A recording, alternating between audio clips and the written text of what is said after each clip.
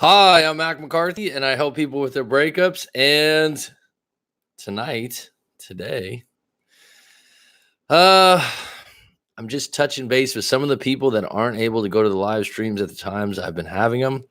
So this is nearly midnight for me, but I'm going all in, folks. What if I get my ex back and it doesn't work out? Have you thought of that before? I think people assume if they get their ex back that it's going to be rose petals and wine glasses, the honeymoon phase, and that's possible. It's possible, but the idea, are you really taking into account maybe it won't work? Not to be negative, but a lot of situations I come across in the live coaching sessions, not all, I'd say 50%.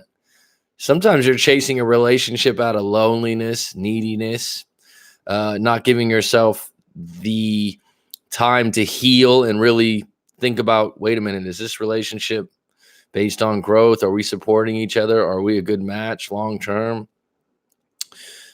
Is the problem that happened during the relationship going away, or is it fixable? Or are we even going to discuss it? Because a lot of times what people do is they just get back together, right? Because they're lonely, they're scared, and they miss someone. And that's what no contact does. It makes you appreciate someone. It makes you say to yourself, do I want to be with this person again because I can't live without them? But if you pivot back and you go, what's the real problem? Why did we break up here? Why did we give up on each other? Why did we get to that point where we let the rope break? And is that really going to change if we get back together? I mean, because if you get back together, it's really nice. You probably have some intimacy. You probably, hug each other and it's really great.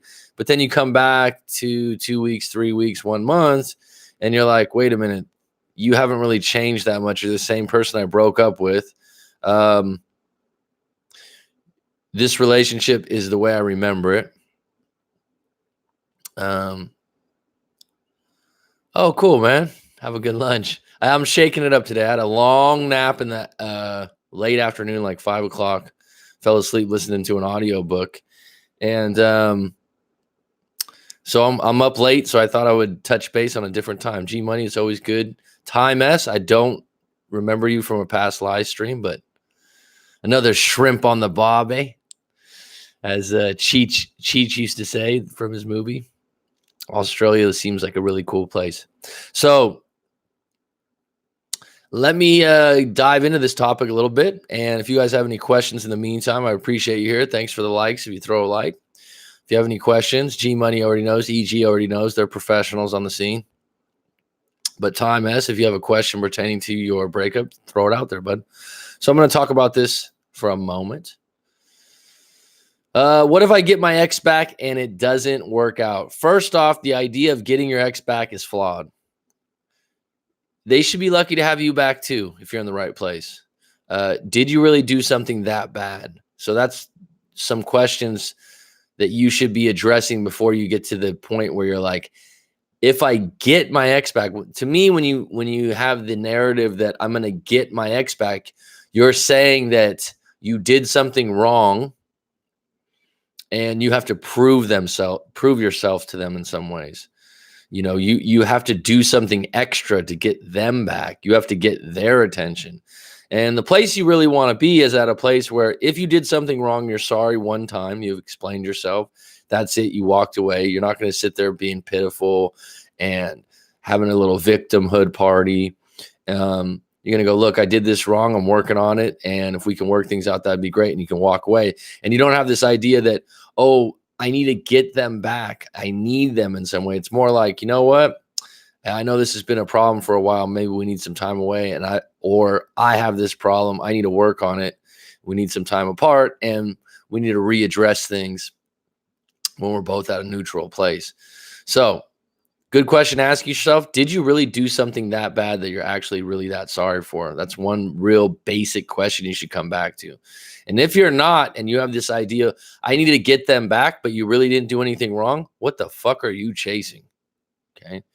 We assume if we get back together, it will go so well, right? And I've done this in my life with things that you regret, and we all have some moment where we regret something. And I do the best I can, especially doing coaching now and reading the amount of self-improvement books I've read over the last few years and digested the amount of content. But I still, glaze over some regrets and reframe them and go, you know what? Actually, I think I've talked to G Money about this before too. You look at regrets like they automatically would have went right. I've talked about this before. I've had financial opportunities in the past, investments that obviously hindsight 2020, I'm going, fuck, I should have listened to my friend that was really good with money. And if I would have done that, I'd made $1 million, ... And you go back, but you're like, even if I would have made that investment, made that money, I might not have sold at the right time. And then even if I would have got that money, I might have spent it all on stupid shit. So this assumption that you did something wrong in your past still doesn't write the full story. So the idea, if we just get back together, or I just get my ex back, it's a flawed dynamic, because you need to get to a point where you get yourself back, where you're not desperate to get them back. You're in a position where you're like, as an individual, I'm pretty comfortable with myself. Yeah, it hurt. Yeah, I got smacked in the mouth. Not literally, but you know what I mean. You get up off the mat and you're like, you know what? I'm going to handle myself, and I'm going to be a confident individual moving forward, and I'm going to get back on deck. I'd say getting back together after 1 or 2 breakups. If you have 1 breakup, over 2 or 3 years and you get back together, okay. Once you get to 2, 3, 4 breakups, you keep increasing the likelihood that you break up again. And I don't have this measured. I haven't been taking stats on this. This is just what I see over and over again. And this is not just from live coaching. This is from friends that repeatedly break up, and then they're like, I don't know what's going on, and they blame each other. And no, you guys are running a playbook and a pattern that you guys automatically assume, you guys or you couples, that, okay, we can break up and this is a way to get my ex's attention.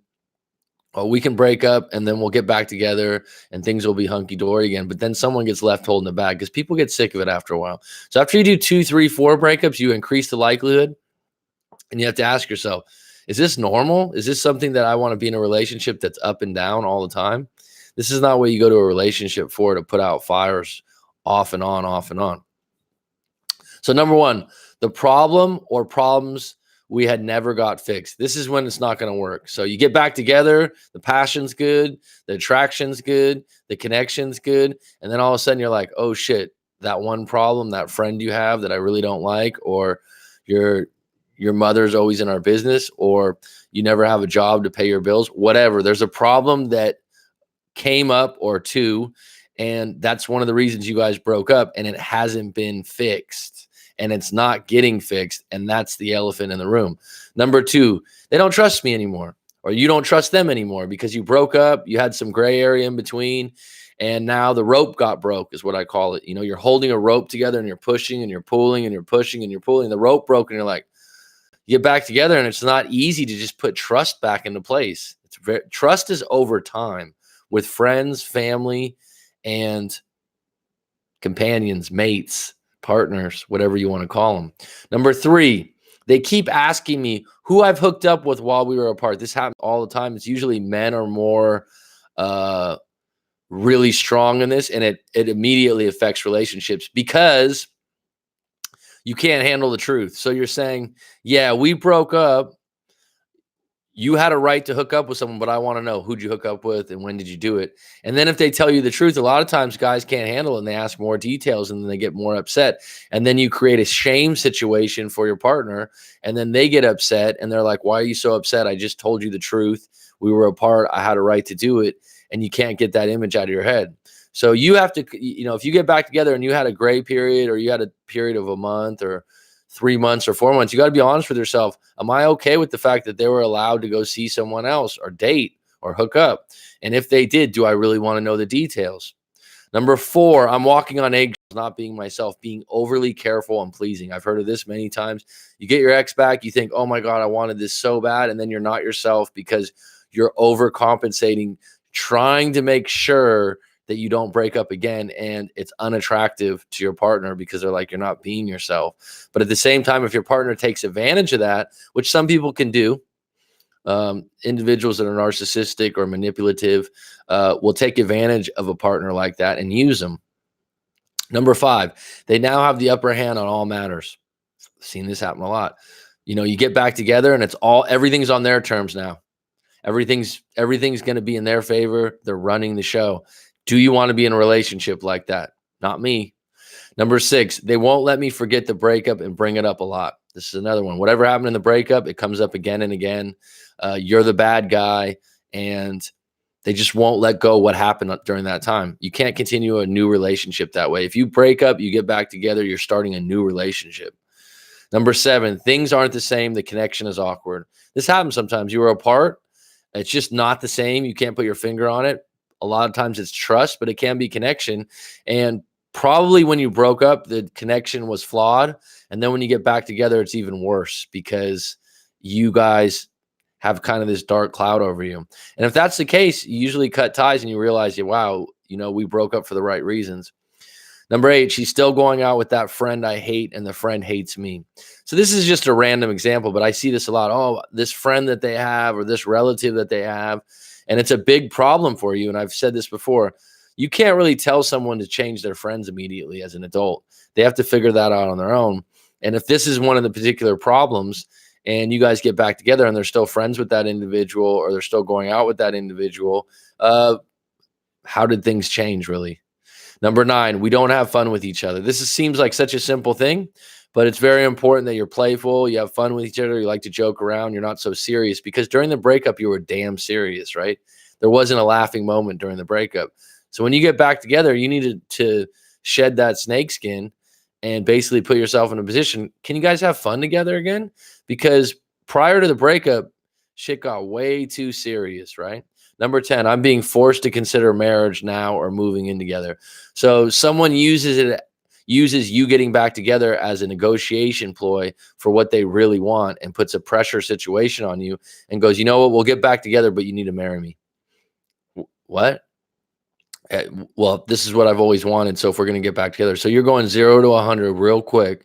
And all of a sudden you're in a position where you're like, wow, I just wanted to restart a relationship and get back together and kind of start from the beginning and see if we can rebuild connection. If someone puts you in that situation, I do not recommend you jump when they say how high, or I do not recommend that you jump and ask them how high, because that's what you're doing. You're putting yourself in that situation. All right, so let's get to the questions. We got 5 on deck. We got 1 like. I really appreciate that. Thank you kindly. All right. Even if you didn't do anything majorly wrong, the fact that they rejected you implies you aren't good enough for them. I know breakups happen for lots of different reasons, but still. Exactly. I agree, G-Money. Gospel. It's Josh. How you doing, bud? I haven't seen you for a while. I know the time's probably not ideal for you, so this is why I'm doing it right now. So it's no surprise we feel like we need to be better to get them. Yeah, that's true. And that's actually a good thing, because getting better as an individual is great.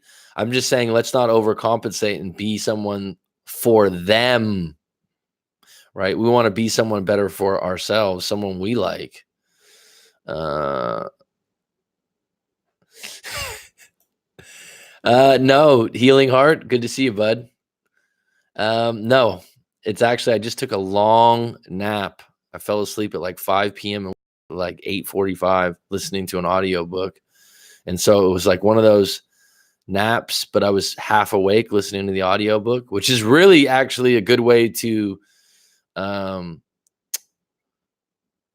do I say, take in all the information subconsciously. But yeah, just put the audiobook on and I thought I was just going to lay it down for a moment. And so now I'm awake where I usually am asleep, but this is good for you guys. So I can talk to some people that don't usually get on here. The dumper usually doesn't do the self-improvement and introspection that the dumpee goes through. So they end up being on different levels as they try to get back together. Yeah, this is common because the person that made that decision, hopefully if you get back together, they realize that they weren't all right. Because if you get back together and it's still kind of lopsided in that way, G-Money, it's not going to work out. Or she gets pregnant while with the other guy. Josh, there's actually someone on the live stream that comes on when I come on in the morning and has a similar situation to you. Very similar. I think you guys have crossed paths in a past live stream. That stuff happens, dude. It happens. That's clarity. Josh, who just curious, how are things going with that? I know you guys were dating again. If you want to share that, if you don't want to share it on the live stream, I understand. But I know your situation pretty well. And are you guys back together or what? My question here is, how can I make it easier for me to be vulnerable with her? Good thing all of her friends and family love me. Well, that's a major plus. That really helps. Being open and vulnerable. Well, being open and vulnerable means leading with good intentions and honesty. So being honest and upfront and not trying to play games. If my ex came back, I would be constantly worrying I wasn't enough, worried I'm not making her happy. That's a bad position to be in. So that tells you, G Money, if you're in that position, that your connection is not as strong as you like, you're probably have a few insecurities about getting back together, which is normal, and you're being honest with yourself. And that's a big one. So G Money's being a little bit vulnerable in making that statement, EG, right? Because he's basically saying that's how I would be. I'm being honest. And I'll tell you what, when I had my really bad breakup, I didn't feel like I could get back together because I just wasn't in a good place confidence-wise, and I knew that. So even if we did get back together, I still wasn't in a level place where I could get back into the relationship and hit it in the drive, if that makes sense. Healing Heart, hey G, hope you're well. If your ex came back, sorry guys, I lost my spark. Hey G, hope you're well. If your ex came back and you were like that, chances are you might become like that with someone else anyway. You feel me? I smell you. What's up, Age? Sort of agree. It's more my ex said to me on the way out that she wasn't happy. So now I'd be worried I don't make her happy since she told me so. Yeah. Sure if a new girl said she wasn't happy. Good question. That's such a broad statement though, G Money too, right? Like, well, what aren't you happy about? I'm not telling you to go back and dissect that, but like that's a statement. Well, I'm just not happy. Like, what aren't you happy about? You probably know that better than I do, but really it's important when you break up and something's said at the end and you're carrying it, you'll carry it into the next relationship. I mean, I've had a few guys in live coaching sessions where the ex told them that they weren't good in bed, and this really stayed with them and really bothered them. And I was like, do you believe it to be true? Have you had it said to you before? Like, you got to unpack this and make it something more about you than just the individual, because one individual can say that and it's true to them, but it doesn't necessarily define you in the bedroom, right? And so just because this individual says she wasn't happy doesn't mean it defines you as being someone that can, make someone else happy. Good point. One thing I have realized is that I don't have control over other people's feelings. True. I could have been the best boyfriend in the world and still wouldn't have made her happy. Bingo. That's true. That's true. That's a really good realization to come to, right? People can have the best circumstances and still be depressed, or they can have the worst circumstances and be happy. It's all in your head. That's absolutely true. It's all in your subconscious based on your past life experiences and how you wrote your own stories, right?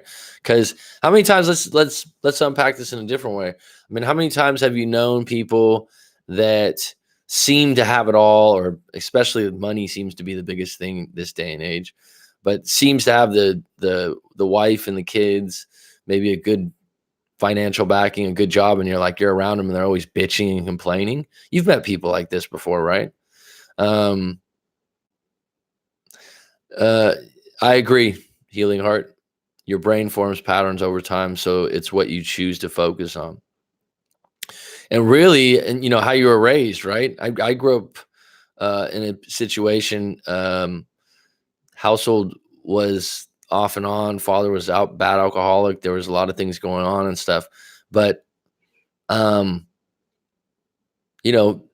father was really negative a lot. He's not like that as much now, but so when you grow up with just a negative umbrella on things all the time, even when good things happen, you find a way to spin them that they're not going to work out. And I was like that for a long time. Even when you had good things happen, you're like, when's the other foot going to drop? Because I don't have good things happen. I've never had something where it was like, oh, it all worked out. And then you meet people that have these fairy tale ideas and you're like, this person's an idiot. That never works out that way. No, that's just your way of thinking, the way your childhood and your raising was. Tips for that, Max. Stop the hamster wheel in your head, always thinking about the hurtful stuff that she said on the way out. You're asking me for tips or tips? I guess, like you said, go back to your child and see why it's affecting him. Don't feed the hamster, but seriously, it just takes time. A couple things with the hamster wheel that I did. First of all,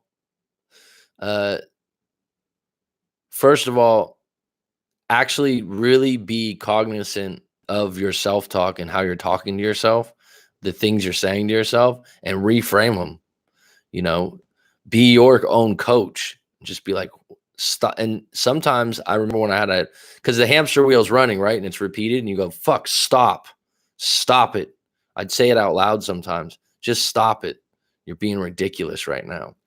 Now, to take it a step further, to ask yourself a really good series of questions. I'm looking for this book that has some really good series of questions that you can get to the bottom of, or the root of why you're carrying things, why you're carrying something for such a long period of time. And that can be very useful. And I'm going to share that set of questions probably in another live stream. There's nothing groundbreaking or earth-shattering about the questions. They were in this book. Actually, I have the book here. So make sure my mic doesn't fall. Hypnosis, A Comprehensive Guide by Mr. Tad James. But the set of questions he's going over is someone named Milton Erickson, who's a famous psychologist who you'd know, Healing Heart, right? But this set of questions to go through for yourself are outstanding, and they really do get you to a point where you go, oh shit, I didn't know that I was still holding that. So you know what? Since we only got 4 on deck, I just pulled out the questions, and I'll go through them really quick. If a football player breaks his leg, he can't then run back on the field 2 days later. Broken heart is a similar thing, worse in some ways. That's funny, Healing Heart. I use the analogy of an ankle because of basketball. I say the same thing. If you sprain your ankle, you can't start playing ball for 2 months sometimes, and they tell you to stay off your ankle. And if you don't stay off your ankle, then you're going to make it worse. And sometimes with your heart, that's why when people are in no contact, they probably have to go into no contact to heal their heart. That said, there's definitely things to do. It affects your self-perception. This person who is closer to you than anyone is specifically saying you're not enough for them, especially if you have other things in your past that reinforce that. Absolutely true. And for you to know that and realize that at a young age, because I believe you told me you're 25, it's only going to serve you moving forward, because I didn't realize that till later on. I really didn't. I didn't put this stuff together till my 30s. That's right, G-Money? You're about 25 or 26, you mentioned before. To know that right now is power, dude, because I didn't know. I didn't know how that shit worked. I didn't even understand I've heard the word subconscious in my 20s and different things, but I didn't really know how it worked. But the way you just put that, absolutely true. Invent an anti-heartbreak pill and you'll be a billionaire. Would there be side effects? Healing Hearts from Australia. Do you guys, this is just a random question. But G Money knows this, and anyone else that's on from the States. But we have pharmaceutical ads. Like, I don't know if you guys know this in the States, but America and Canada, as far as I know, are the only places that it's legal for pharmaceutical companies to have commercials about prescription medicine. Did you know that? Because when I go home, like half the commercials are prescription medicines to ask your doctor about. And I think this is one of the big issues when people have heartbreak. They're like, oh, what? Give me the quick fix. Give me this. It's like, nah, dude, it doesn't work that way. There isn't a pill. There isn't a heartbreak pill. But I'll tell you this, if there was one, right, and it could make things go away, it would probably involve a lot of amnesia. Might as well get an amnesia pill, right? Because I remember in my breakup thinking to myself, God, I wish I just got amnesia. I wish I just didn't remember anything just because I kept going over stuff so much. There would be some kind of side effects to that, though.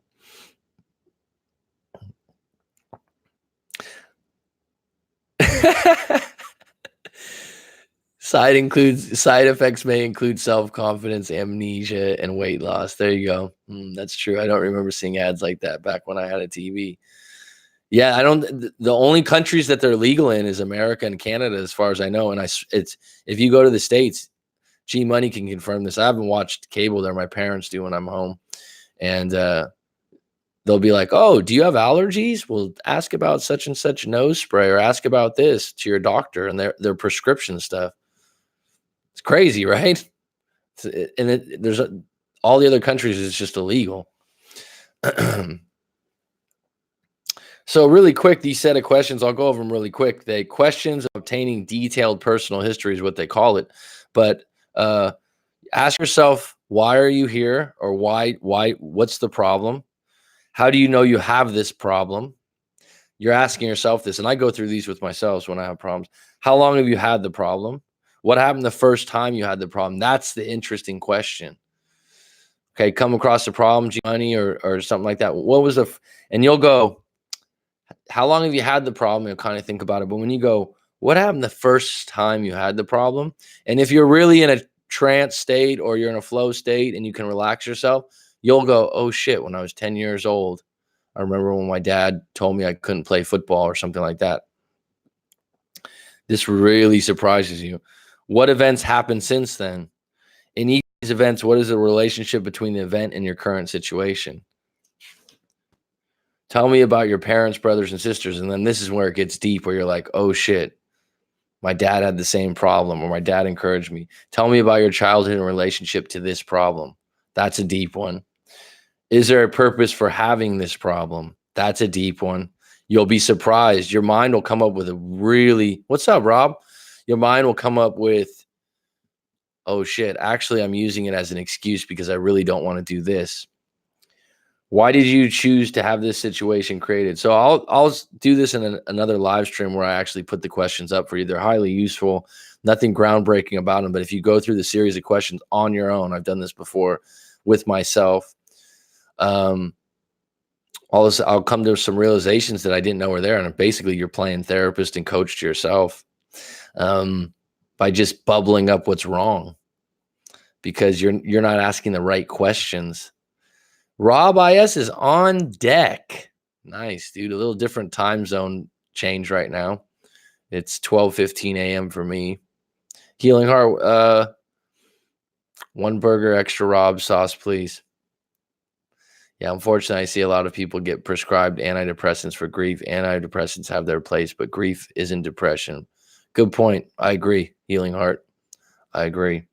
Well, on the flip side of that, what did people do before? John A., I don't remember seeing you in a live stream, so welcome. Let me know if you have any questions. The original topic for today, which we always get off topic. What if I get my ex back and it doesn't work out? Do I believe it will really work? A lot of people just assume it's going to be rose petals and wine glasses. It's going to be outstanding when you get back together. But really? Are you being honest with yourself? Is it really going to kill the problems that you guys had? Oh, what's up, Mayo? Mayo is on deck. I haven't seen you for a while, bud. I hope you're well. Rob IS. Mayo's also a Canadian.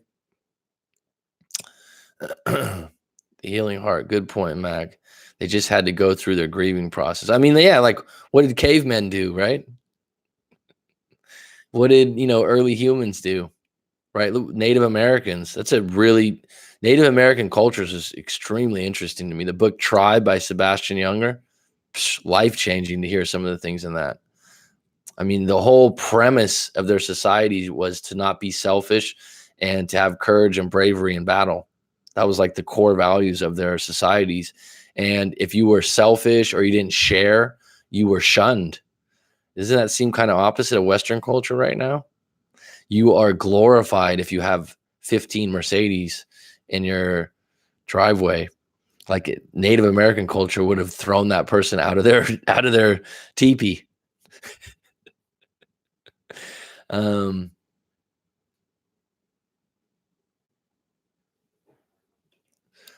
Yeah, Healing Heart I've known for a while, man. He's good people. He's got a story to tell. Healing Heart has a YouTube channel also for everyone out there if you guys want to check it out. Yeah, I took lunch break at Starbucks and I'm staying as long as this stream lasts. Well, you got a good job, dude. You got a lot of free time, man. Good for you, bro. Good for you. You like the streams that much. Thanks, Rob. I really appreciate it, bro. Mayo, are you from Mayo's from Montreal or Quebec? I think. He's a b-ball fan too, Rob. I'm back setting up for an appointment. I'll be here until it stops or my appointment comes in. Oh, you got an appointment for work. Okay. How are things going with the, if I may ask Josh, how are things going with the X? Did you guys rekindle things or not? Rob, Joshua, if you don't remember him, has a very similar situation to what happened with you and your ex. Is there anyone here that have experience with Christopher Canwell and his ex? If so, is it good? Okay, is this John A? Is this an advertisement? Or are you legitimately asking this question? Because I've had this in my comments on my videos.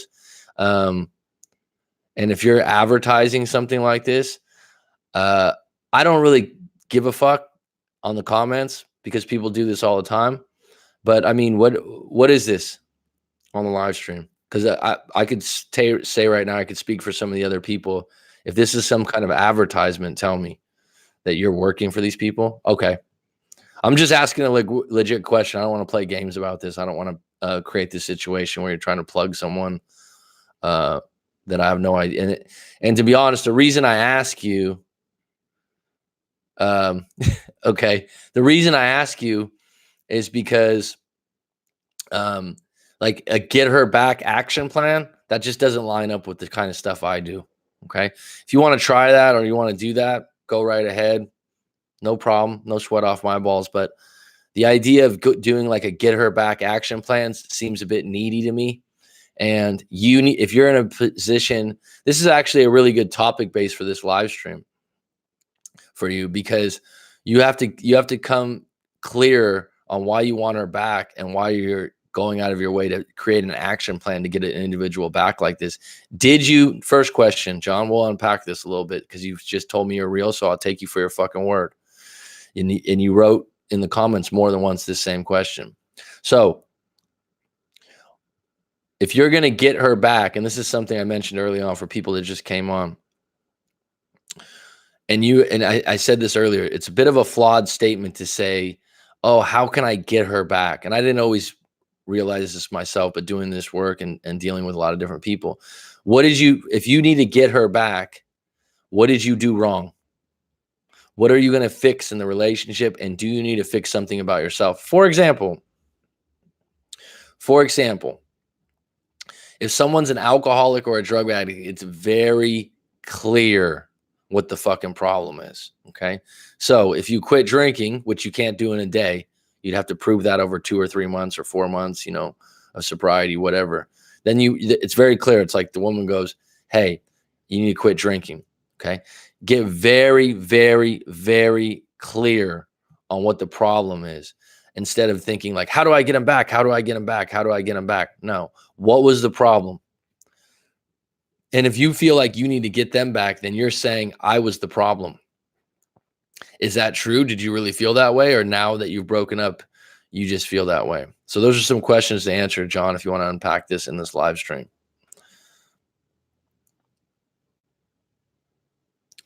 You were just going to bed on Healing Heart. How is it treating you out there in Bali? You still out there? Things good? Healing Heart? Still got to make it out there, bud.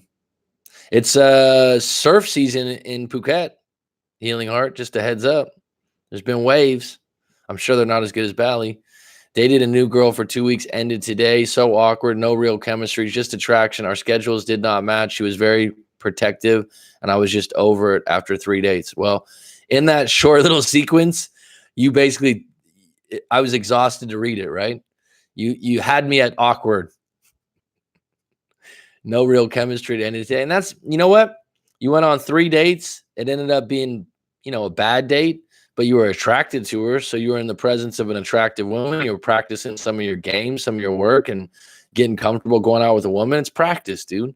Didn't work out and you were honest with yourself. That's fucking outstanding. That's actually a really big deal and a really big win that you're out of a breakup. You start dating someone you're attracted to. A lot of guys would just go, oh, I'm attracted to her, so I would just want to get a check mark, maybe sleep with this woman and hook up and make something of it just because she's attractive.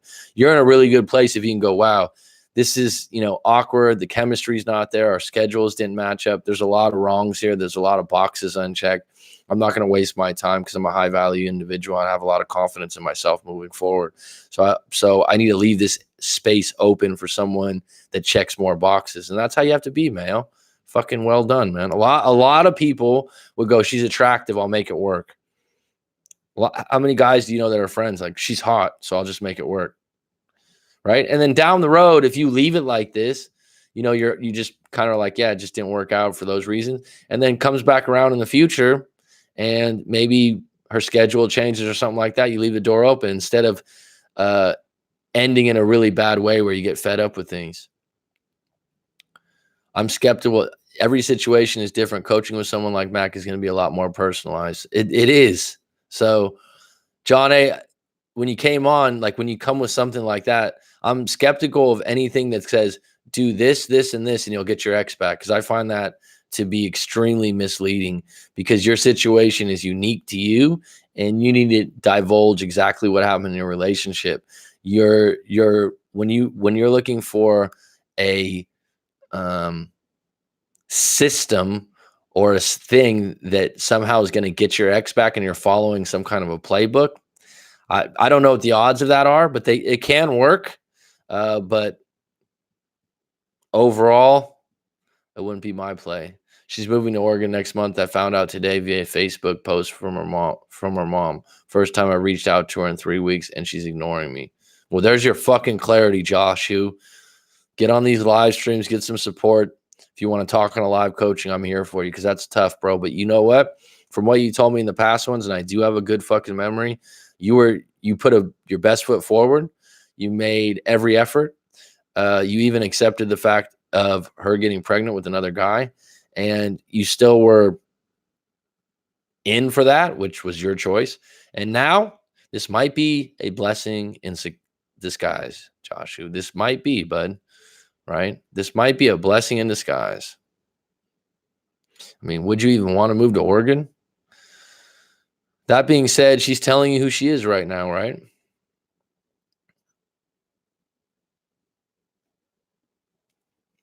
And if you have a lot of trouble with this, if you don't want to do coaching with myself, do it with someone else.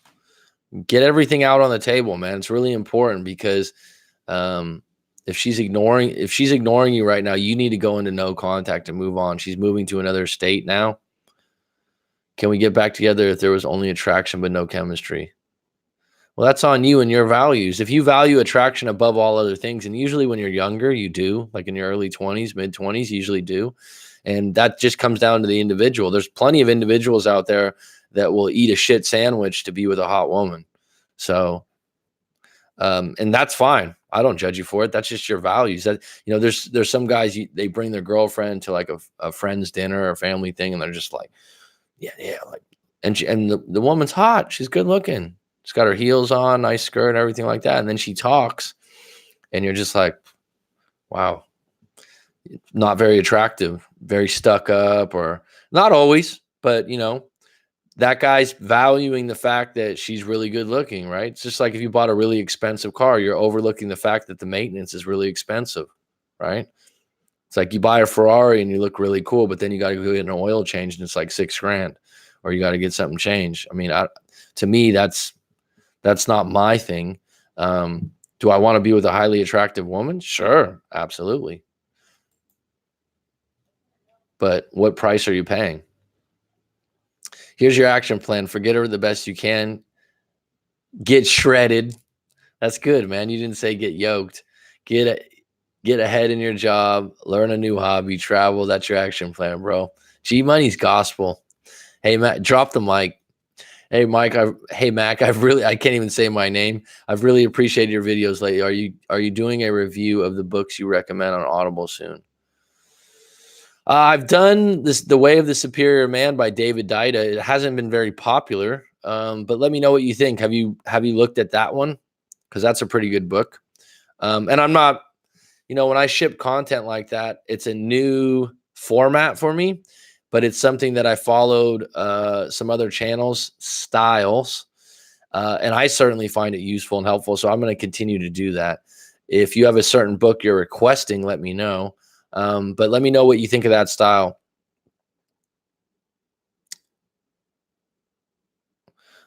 So G Money, have you seen the one that I've done already or listened to it? It's not really something to look at because I'm following a format. But it was interesting because I'm very comfortable in live stream. I'm very comfortable doing the videos. And when I first did that format, I was like, oh, this is weird. It's kind of awkward. It's like writing with your left hand when you're right-handed. It's just like, having the screen, having no one to interact with, not having a story in front. It was a little different, something I have to play with and find my groove. But if I could say one of the things that's highly useful for individuals, and I'm a teacher by trade, I mean, when I went to university, Healing Heart might agree with this because he's got a higher level of education. Professors, that's what they would do. Buy this book, and this book. And that was the core of the class.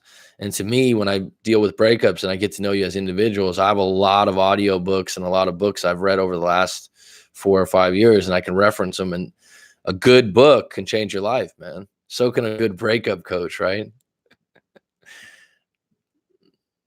Saw the ex at the bar the day before I met the new girl for a date. When it rains, it pours, Mr. Mayo, on the day of my last counseling session. It was just nice distraction. I'm not really longing for my ex anymore. 7 months, no cause. 7 months is outstanding. Good for you. It's just going to get better, Mayo. I love your attitude on that date. You identified exactly what wasn't right. You didn't overlook it. You didn't validate it. You didn't bitch that it was a bad date. You dealt with it, and you were like, you know what? It's just not going to work out. We went on 3 dates, but it feels good to go out with an attractive woman. So it was a win. Charlie Don't Surf, Apocalypse Now. Charlie Don't Surf. That's probably one of Robert Duvall's best movies. What's the movie? You know what movie I just saw? This is random as hell, but you mentioned, I'm thinking of Robert Duvall, Falling Down with Kirk Douglas. I'd like a cheeseburger also and a whammy fries. I don't know if anyone knows that movie. It actually has a lot of, because that movie came out when I was young. It has a lot of hidden political messages. It's pretty interesting with what's going on now with guns and stuff. I won't go into that, but Falling Down with Kirk Douglas, it's on Netflix. I'm trying. My girlfriend is asleep next to me. Oh yeah, man, ballet rocks and awaits you. Good for you. Healing Heart's one of those. He moved. He did the right thing. He fucking moved, took care of himself, made a difference. Bad dates are still good for you. Like you say, bad dates make for good stories. I'd be hyped to get a couple bad dates here, especially on the live stream. Share them with me, man. I mean, there's some value in that, dude, because everyone just assumes that every date's supposed to go well. That's not fucking true. When you were dating with low expectations, you went on plenty of bad dates or bad connections, and you just don't know why, right? You just don't even know why it went bad or this or that or why it's awkward. There's just chemistry off. It has to do with energy and where people are at in their lives. It's not personal. Doesn't mean you're bad. As long as they aren't costing huge cash. Oh, you mean a date? Yeah, certain areas can be expensive, huh? I mean, that's up to you if you're leading the danks. I see everything differently after she made it over. She sees another guy now. I was down when we were together. If she's seeing another guy, do not buy a breakup plan. You need to go into no contact. One of those breakup plans, probably what they're going to tell you to do is probably like post pictures on Facebook that are misleading. You can do that, but I mean, you're running a bit of a lie probably. Or the Brad Browning guy's like, text her and say, oh, I'm going to Dillon's Beach. I don't remember how to get there. Can you give me the coordinates? And then she'll say, oh, You're going to Dillon's Beach where we used to go together. Oh, why are you going there? And then you're like, oh, don't worry about it. So you're creating some kind of mystery about a place that you guys used to spend time together. Can that work? Sure. Is it cheesy as fuck? Yeah. And if it doesn't work, you look like a total ass. It would probably work with someone that's not very sharp. Preach, Rob. Smart to make the first couple dates low key. Yeah, I mean, if you're on a budget too, I mean, there's ways that you can go on some fun things without, when I'm trying to think of like a creative date I had, I would never consider myself a romantic, right? That wasn't true. G. I tried filling the void in the early days and had some hilarious dates in hindsight. Yeah, that's what I mean. It's kind of cool. It's like the ones that were bad, they're funny. They're funny, man. And really, it's just you guys just didn't match up. It's nothing personal, right? If someone doesn't like you or they're not into you, shit, you got a problem with yourself, man. Mac, I attempted that with this blonde I met last year, solid 8.5. Attempted what? I tried filling the void in the early days. 8.5. I never did that a lot, like rated women on a 1 to 10 looks wise. It's like, how do you come to an 8? I just was like, oh, she's hot or she's not hot or she's good looking. She was totally hot. I run her real fit. I did get fed up. It was like she didn't understand anything I was trying to say.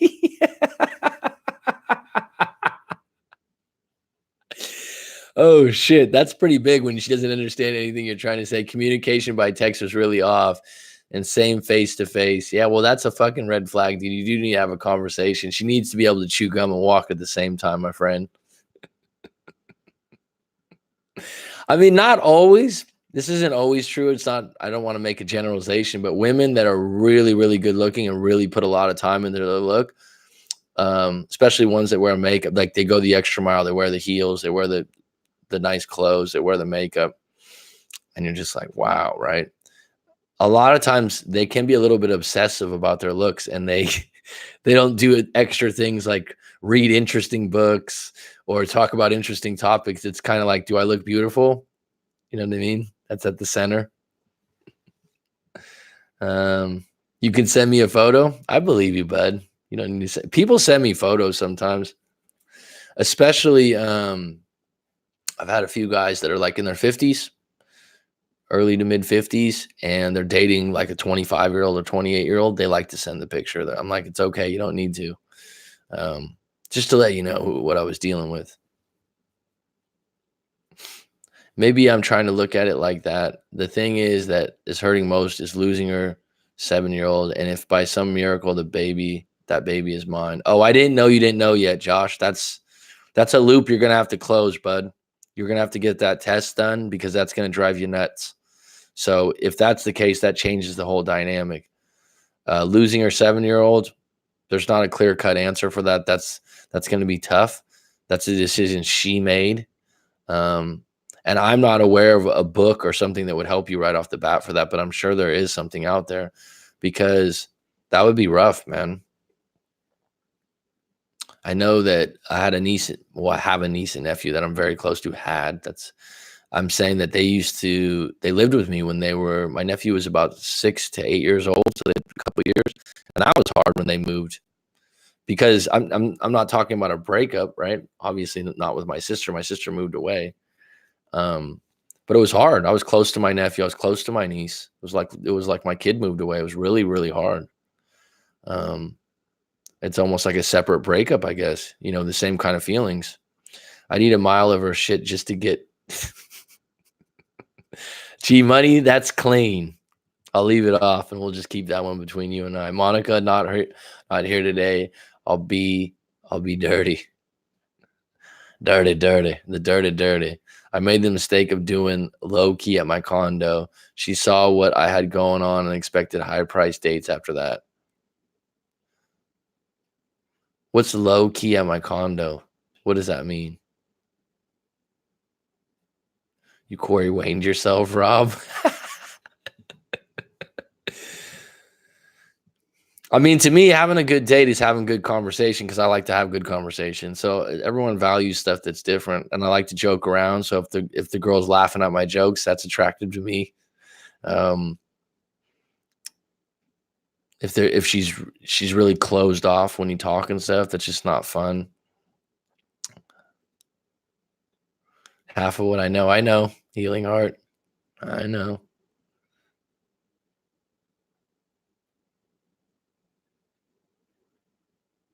Yeah, you remember that one, Healing Heart? That was one of my early videos. I've read Atomic Attraction, but The Way of a Superior Man will now be on the agenda. Did you see the book review that I did? Just any feedback's fine. I don't mind. I have thick skin, so if you were like, "Oh no, it was pretty shitty and boring," tell me. I'm gonna dress like the guy from Falling Down this Halloween, briefcase and everything. Yeah, good idea. Leave the gun at home. Thanks, G Money. I appreciate that. That makes me feel better. That was a good movie, though. Jennifer Heimer. Interesting name. Heimer. Hi, Coach Mike. Hi, Jennifer. I think you left some comments, if I'm correct. Are there any benefits for me keeping in touch with her? I fear losing her forever, or fear she forgets me. Fear is not going to be attractive in any way. So I've related this. I've said this story before, but if you've ever watched sports and there's a championship team, they play to win, they don't play not to lose. And when you're in a situation like this and you're playing not to lose, it's not going to come off very well. It's not going to come off attractive. And it's really the only way you're going to get a woman back that way is out of pity. And there are some women that would take you out of pity, but it probably wouldn't last and you wouldn't be highly respected. So this idea, I fear losing her forever. You need to get into a place where the fear ends, or you can be at least neutral and comfortable, because that's just going to create needy and clingy behavior. And even if she's already with someone else, so that's your clarity 101, John A. Number one. Okay. So she's with someone else. You don't really have another choice. You're not going to knock on the door and try to be the guy and the second guy. Now, if you have this fear she forgets me, people have this a lot, actually. So people tell me this all the time. Oh, I'm worried they're going to forget you. If you were together, I don't know how long you were together. I don't know your story. I'd recommend you send it in. I recommend you do a live coaching session, because you're hurting pretty bad, and you're in a place where you need to recalibrate the ship. But she's not going to forget you. Okay. People don't get amnesia about people that they've spent good times with. Okay. If they spent bad times or good times with you, if they had emotions and feelings, especially women, she's going to think about you from time to time. If she's with someone new, she's not going to think about you as often because she's with someone new. Right. And this is where you need to stay in no contact as your goal right now. And if you need some kind of finish line, make it 30 days. And then in 30 days, reassess things. But contacting her with this kind of narrative that you're running, this fear of losing her, highly unattractive. Highly unattractive. Why would an ex contact you knowing you want more than they do? What's the point in reaching out? Why would an ex contact you knowing you want more than they do? First of all, every communication is a miscommunication sometimes. So you assume that's what they want, but really you don't know. I would have to know more about your story, Jennifer. I know you sent your story in recently, and I haven't been able to review it yet on the channel, but I'll answer that story soon. But the point for reaching out could be, I just want to check in. I want to keep my foot in the door. Feels bad for you. Could be a variety of things. Okay. But you getting angry or upset and saying, what's the point? What you have to ask yourself is, where's my power? Right, G Money? Where's my power in this situation? And I would answer, if you know that you want more than they do, and they repeatedly call you and keep under delivering and keep disappointing you with things you don't want to hear or a direction you don't want to go, then where is your power? Your power is to go, you know what? I'm going into no contact. So I'm going to go in a healing state right now, and I'm going to move forward. I'm going to go on an eat, pray, love mission. I'm going to go do this. I'm going to go do that. And I'm going to start living a life single as an individual. It's going to not feel good at first, but I'm not going to keep running into a brick wall with this ex that doesn't understand that I want more than they can give. And maybe on the flip side of that, they're wanting their cake and eat it too. So they're trying to change your mind. It's possible. John A., she needs to miss you enough to come back. Hard to do if you're only on the phone call away. You feel me? What is this? You feel me, healing heart? Where'd you get this from? You've been watching Friday with Chris Tucker or something? It's funny. That was a great movie. It's an underrated movie. Chris Tucker was funny. You feel me? Yes, I'm in no contact 5 days now. We'll continue it on. Like I said, the only reason I'm telling you 30 days doesn't mean in 30 days she'll be back. It just gives you a finish line to get to. And then at 30 days, do another 30 days. But you have to get into that zone right now because you're just peeling off the scab every time you contact her and she says, oh, I'll talk to you later. And if she's being nice to you, that doesn't mean she's interested. If she's seeing someone else, I mean, what are you looking for, right? I mean, she was in front of my best self, and I was real honest about my intentions to get to know her, but she wanted the hugs and kisses and holding hands, instant boyfriend stuff. I was like, nope, yeah. For me, that's not attractive to me. It's uncomfortable. It's clingy. It's needy. Some guys like it because it's like, oh shit, they like a needy woman. They like a woman like that that's immediately affectionate and immediately wanting to see you all the time. I'm an independent person, so for me, that's a red flag. I'll get claustrophobic. 5 days early into no contact. Jen, to alleviate their own guilt for one. Good point, healing heart. But it is 4 months since the break. If it's 4 months from the break and you've only had 5 days of no contact, you need to catch up on the no contact. She's with someone new. It's good that you contacted this live stream. And I know you think it's counterintuitive to do that because you're not doing something, but actually no contact is doing something. It's funny today. This is funny. So there's a cafe I go to pretty regularly that has really good breakfast. And I know the staff there and I'm friendly with them. I talk to them all the time. And there's a lady there that's like the manager.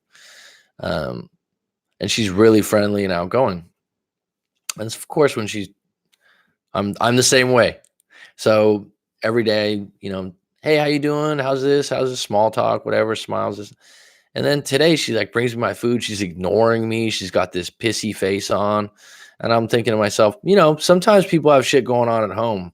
And I've been going there for months. And there's been a few days where someone has a bad day. And I'm like, you all right? It's like, oh, no, I just don't feel well. It's that time of the month or whatever.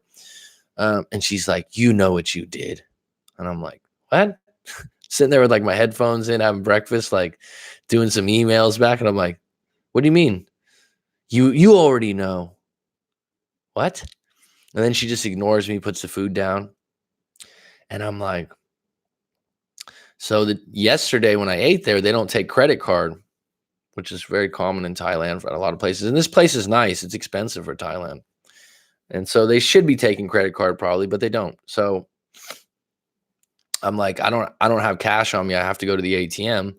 But I didn't come back for like 6 hours, right? But I've done that before and it was fine. I paid my bill before the end of the day. And so that's the only thing I could think that she was upset about her job. So I was like, are you upset? Like, I came back and paid yesterday. And she's like, no, my boss yak me and yelled at me and da-da-da-da. And I'm like, so that's my fault? Like in my head. So I just stopped and I just realized like I'm at a really good place in my life because there'd be past times where I'd have been like, why is she mad at me? Why is she upset with me? And I'd ask a bunch of questions and be all like, oh, what did I do wrong? When I was like in my 20s or something, like, what's wrong? And I thought, you know what? I know I didn't do anything wrong. Nothing that I can think of. If she wants to have a little stink face about it and throw a little hissy fit like a child, I'm not going to placate to that. So I went back in, paid my bill, and usually, like I said, a little small talk, a little kindness exchange, and I just went, "Thank you," and had my face neutral, and it wasn't vengeful, it wasn't vindictive. It was just kind of like, "All right, if you don't want to tell me why you're upset and you want to be upset with me, cheers. Have a good day. I'm going to keep moving because I didn't really do anything wrong. There's nothing to be sorry for, and you're not communicating what you're upset about. So I have no clue. The fact that your boss yelled at you and got upset with you, I don't think that's my fault. And secondly, the way you're acting right now is childish. And my point on that is that's how no contact works in some ways, is that when someone ignores you, right? You're like, what's wrong? What's wrong? It gets your attention. Why aren't they talking to me? But then the minute she throws out there like a couple reasons, I'm like, really? Now I know what you're upset about. And it takes away some of that power. We've been in contact once a week since the break. We'll end that, John. She came over. We had some drinks and conversation. That's about it. That sounds like a fucking great date to me. Come to my condo. Let's just save some time.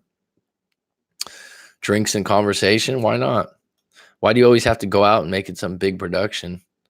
You know what I've done before, actually? I remember when I used to live in the Bay Area, is you go and do some tourist things. Like San Francisco has tourist things like Pier 39, stuff like that. And you don't really do them when you live there because you live there. That's tourist shit. But like if you go out on a date and do a couple of those things, it's pretty fun, actually. Go somewhere really, another thing that's really cool is go somewhere really busy to people watch. That's fun.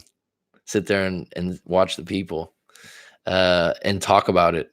Maybe that you'd think that'd be gossiping, but it's pretty funny. You know what I always thought was it was kind of a date, but the movie Begin Again, if anyone's seen that, and they share a Walkman and walk around the city listening to music. I was like, that's a pretty cool date, actually. But it's now you could probably do like everyone, you have wireless headphones and listen to the same music. That's actually a cool idea, I think. We have been in contact once a week since the break. That's the next live stream. Creative dates done tomorrow, John. I mean, Rob, I'm sorry. Creative dates. I was bad and gave an ultimatum yesterday. I know you did from the comments. When you give an ultimatum, you're fed up. Okay. I'm not saying it's wrong or right. I've done it before, but a lot of times it doesn't work. But the reason for giving an ultimatum is you're fed up. You're trying to make things go in your direction. You're using force. You're using pressure. And usually if you're dealing with an adult, they don't like that. They don't respond to that. If you're dealing with someone where you're the boss and they're the employee, well, then the ultimatum is really clear. Like you're either going to get fired or you're going to do what I say. So if you are in positions like that, or that's worked for you in the past, then you're really comfortable with that. In a relationship, a lot of times, if the person has any kind of confidence or self-worth, they will not respond kindly to an ultimatum. And just out of spite, they might say, nope, none of my joke stories work. She called me macho, really not that way, really. And shit was just really off. Got her on patios all around town, canoe rides, nice food, cold beers. Well, at least you did some scouting for some future dates. Called me macho. Well, at least you're in your masculine, right, Mayo? John, that's her weaning you off. Trademark. Healing Heart, you are the one that I've first heard say weaning off, and I have used it, and I do generally give you credit for that. 3.5 years. Is that how long the relationship was? Told her that if I was not seriously considered, I'd walk and never look back. So I did. Good for you. Artistic engineer. What a name. If a woman is the type to distract herself from feeling bad after a breakup, does this help them move on? If a woman is the type to distract herself from feeling bad after a breakup, does this help them move on? I don't know what the distraction is. I'm sure anything that occupies your mind and interests you would help you move on. Kind of an odd question. If a woman, I can already tell that this time frame is a lot better for people. Lost my spot there.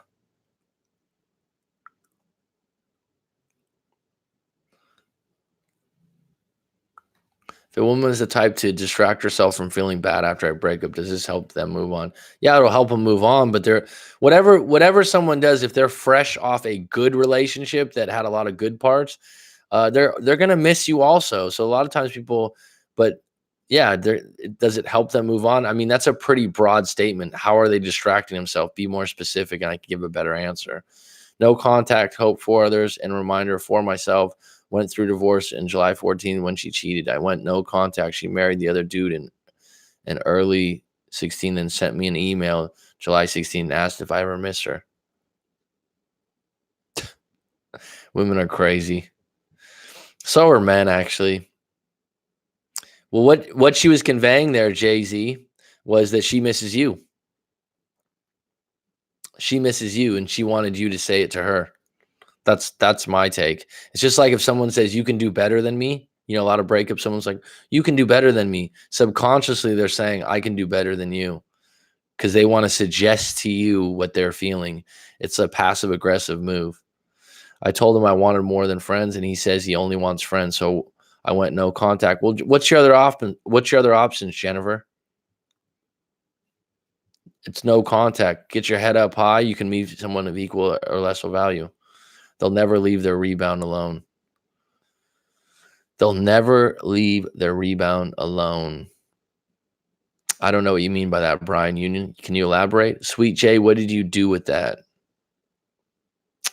I told him to contact me if he changed his mind about wanting more. Well, that's a good way to be. Good. Leave it alone. Done. If you get them back, they'll keep cheating with them, in my opinion. That's probably something that's happened to you, so you think it happens to everyone. It doesn't necessarily, but I'll tell you what, there's a gray cloud over your relationship. If someone hooked up with a rebound, especially from a man's point of view, and I agree as a man, we don't like to think that our woman or our girlfriend or our wife was with someone else. It's just like a dog pissing on the fire hydrant, right?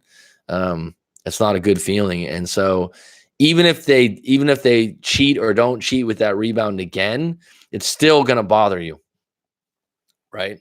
You're still going to be insecure about it. And it just depends on how good a relationship that rebound was and how the individual is. If, I've had a live coaching session where this guy was extremely successful. He's like 29 years old. He's actually a doctor in his country, had a lot going for him, was in a pretty good relationship. They broke up for specific reasons, got back together about a month later. She came back to him. They slept together, rose petals and wine glass. He said it was outstanding. She missed him so much. He missed her. He wakes up in the morning, and guess what he does, folks? The 13 people on deck. Guess what he does? Hey, just wanted to ask you, did you sleep with anyone this last month? What's her response? Why are you asking me that? Why do you want to know that? I just want to know. Well, yeah, so-and-so from work, I did, but I was drunk and it was just one night and it was a mistake and I really didn't want to do it. What's the guy do? I can't believe he did that. Da, da, da, da. That guy, I guess I'll just keep my dating app up. Da, da, da. Ruin the whole getting back together. I don't know if that was a rebound relationship. She went out, got drunk, hooked up with a colleague from work, regretted it. She was crying when she told him, but then he made it worse and made her feel shameful, and he couldn't forgive her for it. And then he still wanted her back, months later, but he still was pissed that she hooked up with someone. That wasn't really a rebound. That was a random hookup when she was drinking. He wanted the truth. He got the truth, but he can't handle the truth. And I don't blame him. If I know it's hard as a guy, if you know the guy. It's like you met the guy at a Christmas party for her work, and then you guys break up, and she's like, "Oh yeah, it was Todd that works in the shipping and receiving." You're like, "Todd, like the guy from the Christmas party?" You're like, "You got a face to go with that?" That fucking bugs the fuck out of you.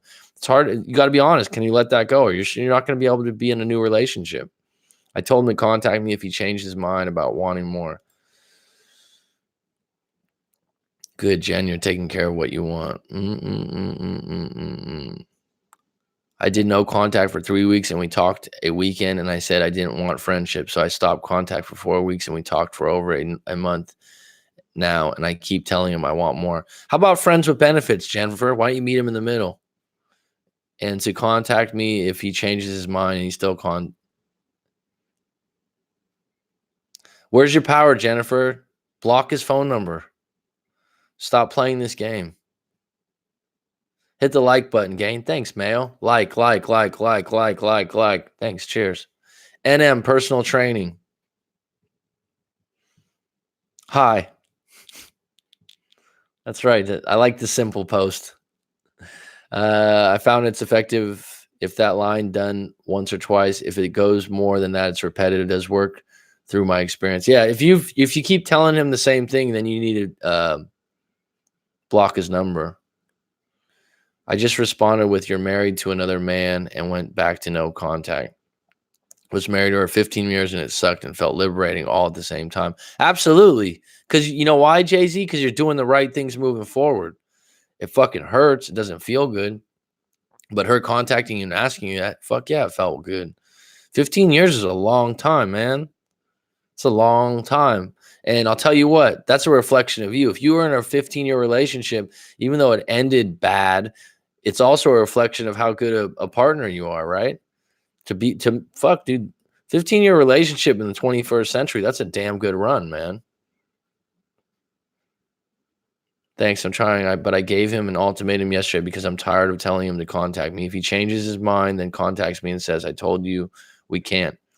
Again, where's your power, Jennifer? You're going over the same thing, getting the same answer. That's insanity. Yeah, Jay, good for you. Power of time. I've only used it twice at the end of May and on Tuesday, and we messaged me. I started dating a hottie in the early days of my breakup. Felt good until I found out she kept pet tarantulas. That was pretty much the end for that. See, some other people would be like, tarantulas? Cool. Everyone's different, right? Everyone's different. I like G Money's line when G Money goes, yeah, we drove by an apartment complex or a house, apartment complex, I think, and the girl was like, oh, that's where my sugar daddy used to live. Dust. The relationship would be dust at that moment. I'd literally be like, okay, I think I'm not feeling well. I think it's time to take you home. She was supposed to come over tonight, but told me that she felt the whole thing was offbeat. I was relieved and wished her good luck. Well, that's your clarity right there. If you were relieved, move on. The fact that you were able to get a date with a hot woman means you can get a date with another hot woman that possibly fits better.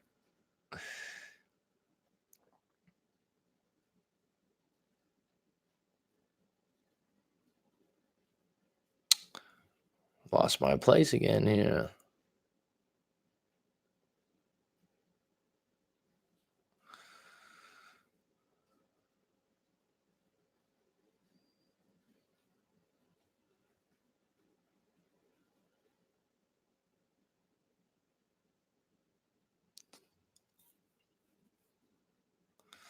Lost my place. Sorry. Mac calls that cat pawing. Lost my place. Okay. Jeez, I got a lot of stuff to catch up here. I started day. Okay. She was supposed to come over tonight. Told the spiders were made by the devil. I swear, snakes I respect. Spiders are just grody. I don't have a big problem with spiders. I'm fed up because I tell him not to contact me unless he changes his mind, and he will message me the next day. You're repeating yourself quite a bit, Jennifer. I appreciate that you came to the live stream, but you're going over the same thing over and over again.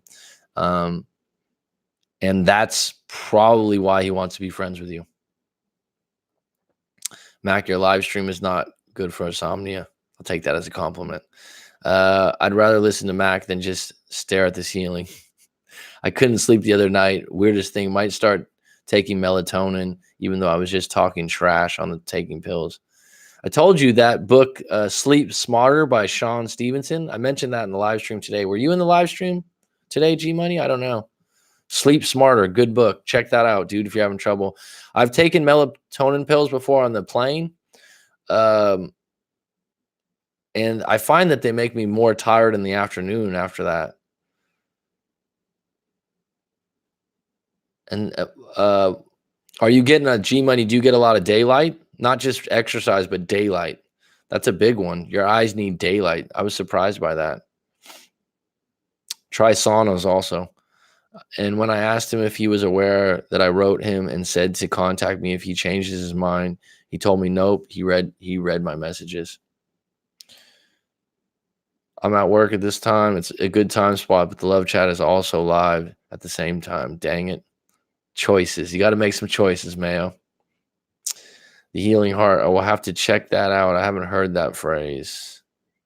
Glad you're still here, G. Thought you were no contacting me, Jennifer. At some point, you may need to reassess this guy and see if something's you really want. Behavior like that sometimes never changes. Haha, was driving back to work.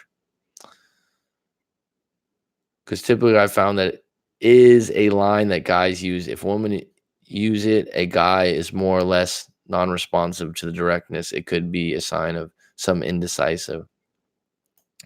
I don't know. Most guys, if you were in a relationship before and you guys were intimate and you guys break up, usually doesn't want to just be friends. He probably wants to be friends with benefits. That's good. And if you keep conveying to him that you don't want to be friends, breakups suck, but you got to keep showing up for work if you have it. That's what I say.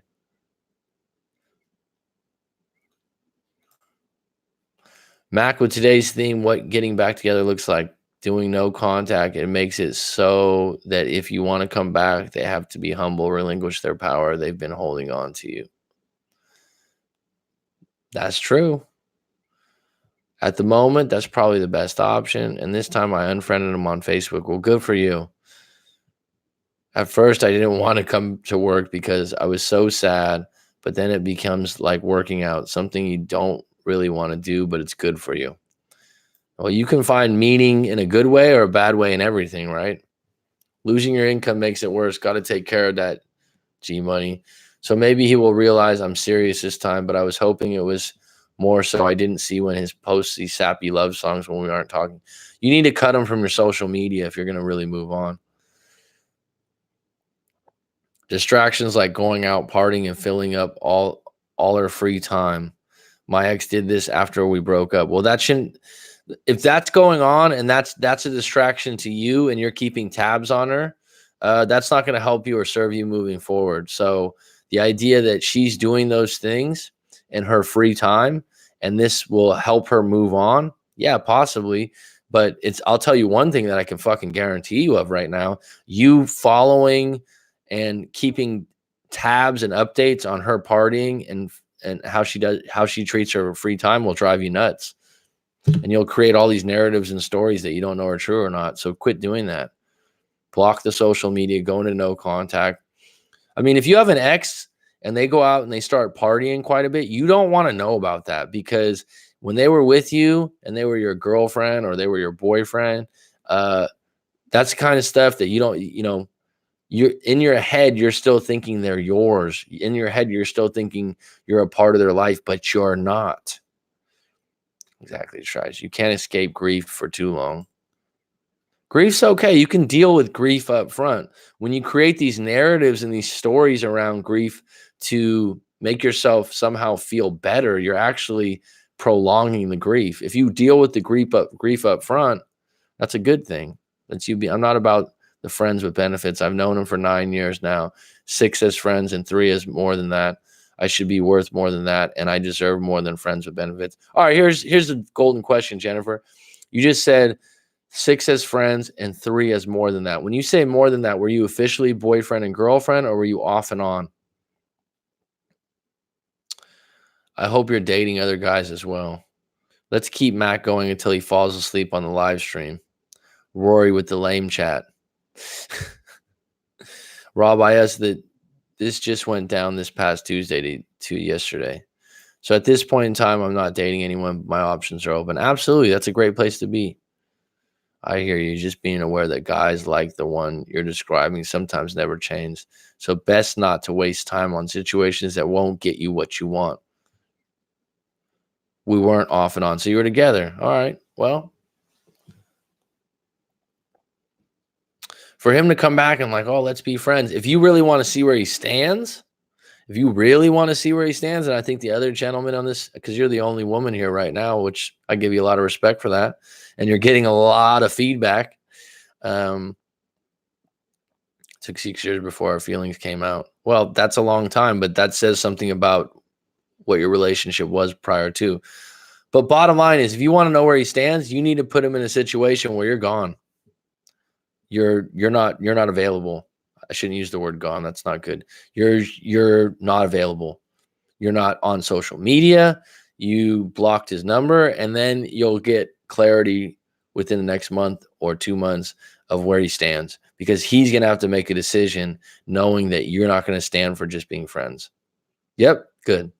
When you say no contact, all in no contact, no social media, no talking on the phone, none of that. Because even if he calls you at this point during the week, I would say that you need a good 3 to 4 weeks of no contact, because he continues to wean himself off the relationship, as Healing Heart would say. He continues to avoid what you really want and continues to want to be friends, and you need to take that option away. All in, no contact. We don't count on the cost. We don't count the cost on this one. If you count the cost, you might quit. Yeah, no contact, but I'm still watching their stories on Snapchat. That's you're being a detective. You're part of another stakeout, right? Oh, no, I'm not doing that. No, that's exactly what you're doing. You're going to find all these kinds of reasons to keep coming back to this person's site. I have no desire to talk to him. That's a strong statement. All right. That's a strong statement.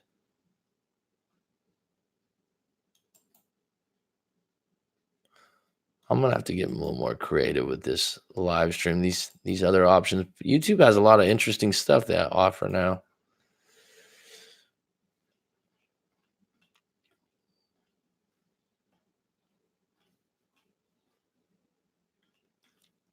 We have a little intermission. This happens like in an hour, 20 minutes, hour 20. Any topics that you want me to go over the live streams this week, as far as the no contact thing goes? I don't want to talk to him. Good for you. You're clear on that. Jennifer, when I do your story in a public YouTube video, I'll actually email you a link, and then I'll also send you 10 questions as a bonus that I generally send to people before a live coaching session. And this might help you unpack some things.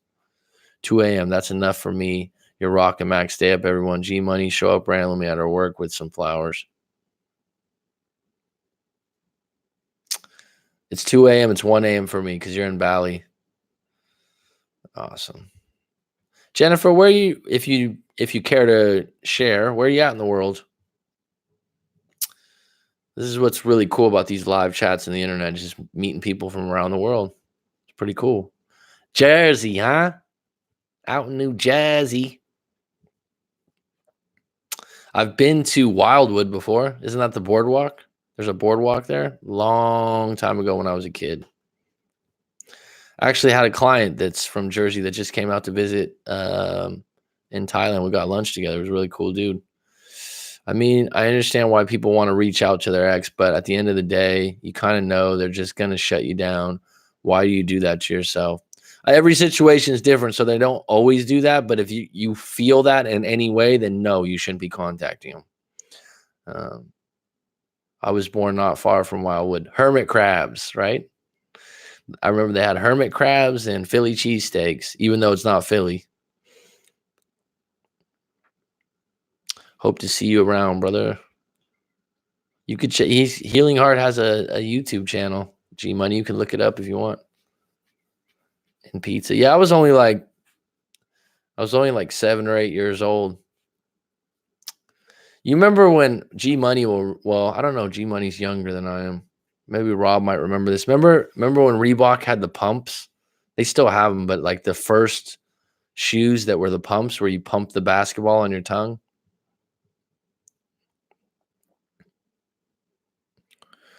Stayed in East Orange for a while working once. You talking about New Jersey? I remember there when I lived in San Diego, there was a Hoboken pizza. I think that's from New Jersey. See how you can just make common ground? You can make I can make common ground with anyone based on a couple of answers to questions. It's the summertime. I don't go anywhere near Wildwood. Oh, because there's too many people. I don't know it well. Like I said, I'm 38 now. So if I was 8 years old, that's 30 years ago. The pumps, you remember the pumps? Yeah. I'm just thinking back. I had Reebok pumps with the basketball on the tongue, and that was like such a fucking cool thing. And I remember that summers when we went and visited my aunt in Pennsylvania. And I'm 38 too, 81. Oh, it's funny because you sent your email. This is crazy. Someone sent their email earlier this week and was in a live stream, and it was a woman, and she had 81 on hers also. And she was 38 also. Serendipity. No, they weren't the Shaq pumps. They were just the first Reebok pumps, the first ones. I don't think they were Shaqs. No, they weren't Shaqs. They were just the first ones that come out. I had those shoes when I went to Wildwood. Might be me. No, it wasn't you. It was a different person. And they put 81 in their email also. Because I asked them, are you born in 81? I was born February 1st, 1981. Reebok still make the pump in some yeah, I know. I've seen that. Well, you think of D Brown, right? The D Brown dunk, the original dab. I know the other person put that in their email address also. That's what I'm saying. The other person had that at the end of their address also. Same, this person this week. This person was in the live stream also earlier in the week. Maybe Rob remembers. 6 degrees of separation is the idea that all people are 6 or fewer social connections away from each other. You know what's a random thing about doing this and meeting so many different people is like, this sounds strange, but like there'll be groups of like 1 week I'll have 3 different Robs, or like this week you have 2 people that are with the 81 at the end of their email. It's really strange. There must be something to physics to that. Yeah, Reeboks kind of fell off, huh? Ultra bulky shoe. Those ones are the basketball tongue pumps. Yeah, they were just the first ones to be that way. I remember when I was a kid. Now I'm getting way off topic. You know what were like the coolest brands?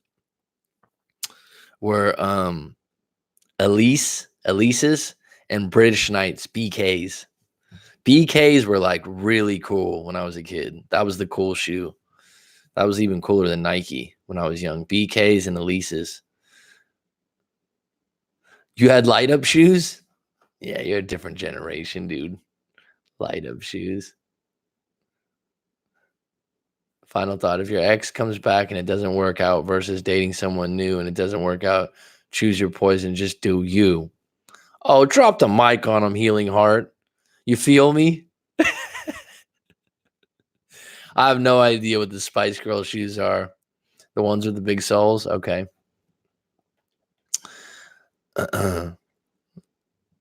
You feel me? Now we got into shoes, huh? I actually used to sell women's shoes in college. Elise is still around, yeah.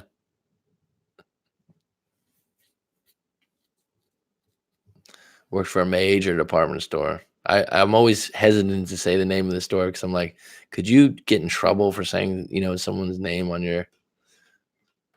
I might have mentioned it before. It was fun. It was a fun job, though. You get your social skills up. I saw your live stream earlier with Three's Company. I'm going to have to look up on YouTube that opening. You feel me? Mac, you should see the documentary on the culture history of running shoes. It covers all those Reeboks. I'll have to check. I like a good documentary, dude. I really do. Three's Company with Chrissy Cakes. Yeah, she didn't like that one.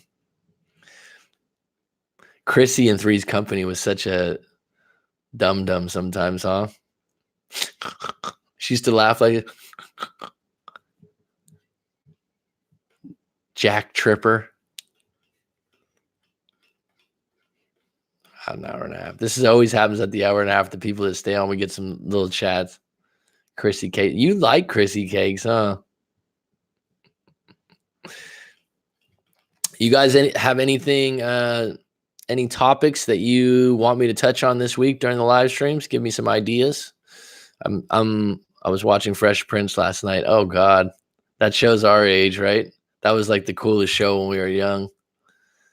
It doesn't. It's funny, like a show like that. It doesn't hold what it held before for me. Like that it was so good when I was young. But I guess the cool thing is now you can watch it without commercials, right? But I remember when Fresh Prince first came out, that was a big deal. Actually, Jazzy Jeff, he actually came to Phuket to DJ. I didn't even know he was still around. DJ Jazzy Jeff, he DJs still. All immediately links with those docs on. Okay, British Knights is also brought up in there. Alf, oh God.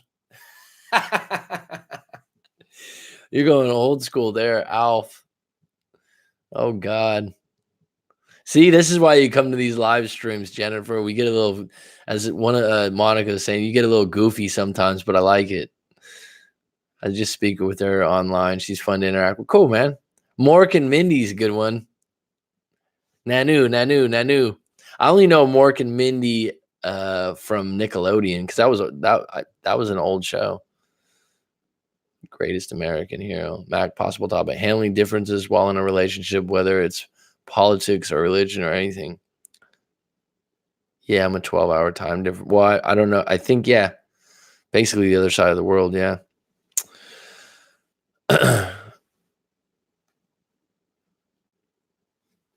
My ex has a new boyfriend. Can we stay friends? I don't recommend it. It was me who wrote to you. In the comments or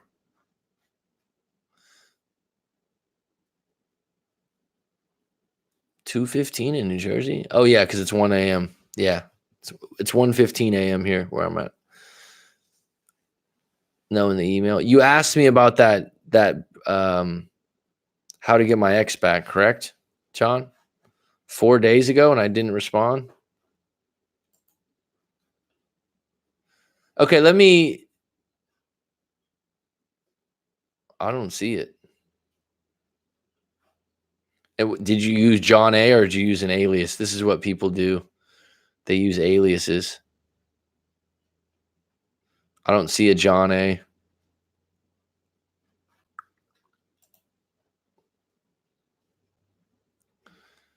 Jennifer.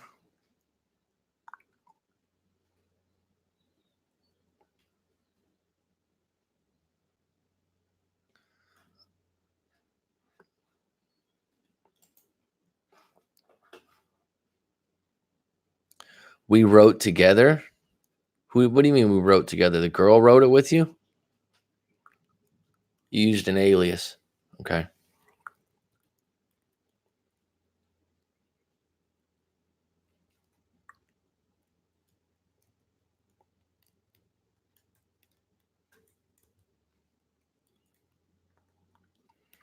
John, resend it. I'm not seeing it.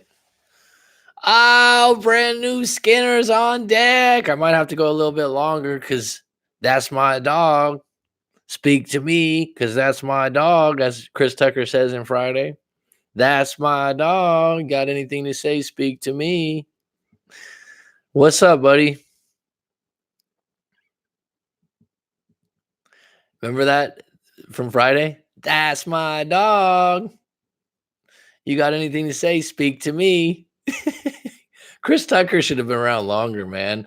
I mean, he's still around, but I thought he was going to be doing some big things. John A, resend me the email. I'm not seeing it for some reason. Now that if you're not John A, maybe say you're John A, so I know you're from the live stream. But you need to get clear on the story. And if you want me to respond, it's $25. And if you want a private response, it's $65.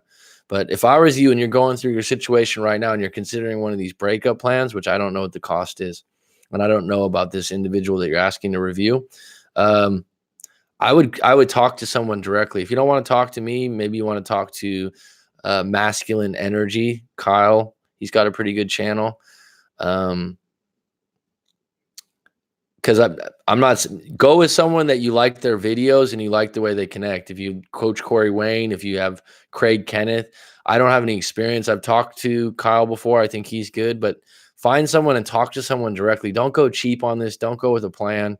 You're in a place right now, John, where you're like kind of at ground zero. You're feeling things out. It would do you really well if you wrote out your story and went all the way through it, took full inventory, and it'll only serve you moving forward. That's my little 20-second commercial. Do what you want with it. You know the one that is yeah, I mean Craig Kenneth's more expensive than I am. I'll tell you guys something though, like, because what's up, Ozzy 411, Miami's finest. You know, a lot of, like in the live stream now, this is kind of developed into something different. A lot of these people originally came here because they had breakups and stuff, and now we're developing a little tribe here where we have like something going on. We talk about different things, but we talk about breakups and help out. But if you're in the middle of the shit in the breakup, right? I would say that you know, it would do you well from the beginning to talk to someone live, spend the extra money, right? Don't be cheap about this. I don't know. I think he's like 225 or something an hour. Mine's 125 an hour, which according to Love Chat's ridiculous, right? Oh, $3.99. Wow. You know what? If Corey Wayne can get $1,000 an hour, you know what? Here's the thing: when people charge that much, when you go in, you're gonna fucking listen to them. You're gonna sit there and take notes. Even when I talk to people now, if I made it $10, you wouldn't value it, right? In the beginning, when I first started doing this, once in a while, someone would have like this heartfelt story, and I'd be like, you know what? I'll talk to you for free.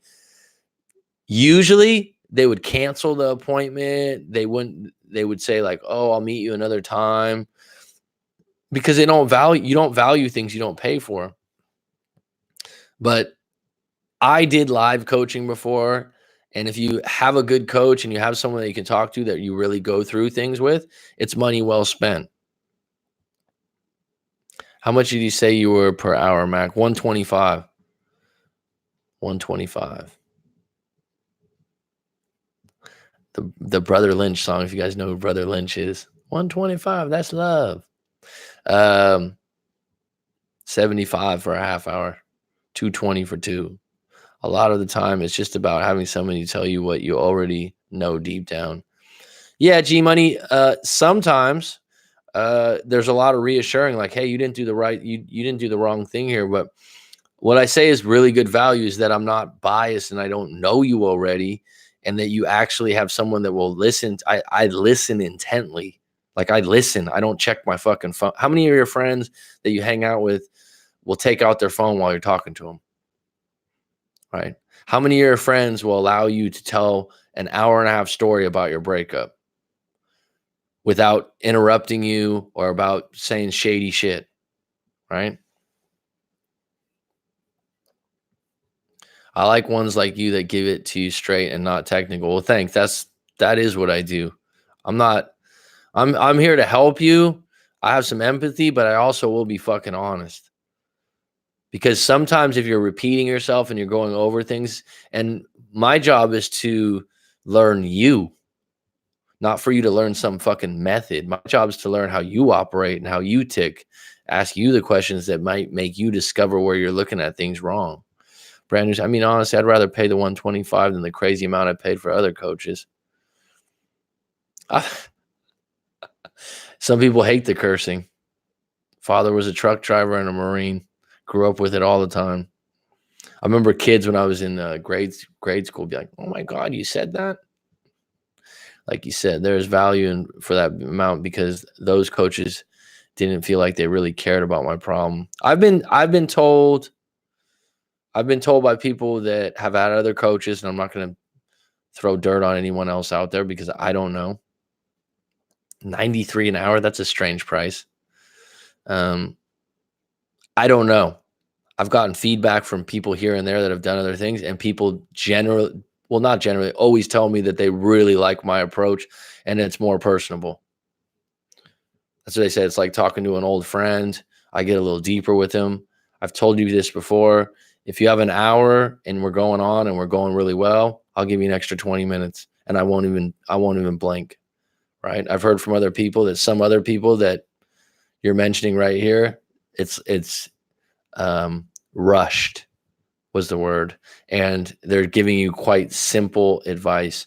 So in a situation like this, to me, the worst thing to do is to be rushed. The greatest thing I can do is to listen to you fully and intently and not interrupt you or interject. Like some of these other guys, from what I've heard, will go like, okay, stop telling me your story. Let me give you the advice. Stop telling me your story. And they're like, well, Mac did this. I don't care about that Mac guy, right?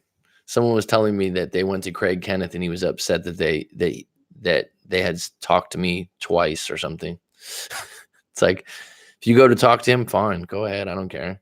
We definitely probably have different approaches. So I want names, but yeah, those coaches felt like they just gave me advice that I could have gotten from one of their videos. Exactly. If I get on a roll, I need to get it all out. That's what I'm good for. And I'll sit. I've talked to people for 2 hours, the longest was 4 hours straight. I talked to someone. They needed to get it all out. And I'll interject here and there, but I won't sit there and like correct you or do this. I'll be like, well, let me ask you this question. And then we'll unpack that little thing. Let me ask you this question. Well, why would you say that? Well, why would you do that? And then as you know from the live streams, I can get on a tangent. I can get on my horse and be like, you know what? Let me tell you this though. And then I'll go. And then someone will go, wait a minute. That's a really good point you just made. Sometimes it's just 1 point out of the 4 points. So, oh, thanks, Skinner. I take that as a compliment, and I appreciate you as a live stream regular. You get VIP in the red carpet any day of the week on the live stream. I think that's why you think I'm repeating. Why? I just might be answering more than one person's comments. Okay. But I have an extremely good memory. So when you do that, it's just like pinching me each time. Like, I know I read that already. Right. But I'm also calling you out because it's like you're going over the same thing again. So, but I understand what you're saying. Maybe you were talking to someone else in the live stream. Good for you. Defend yourself. I got you. I just might be answering more than one person.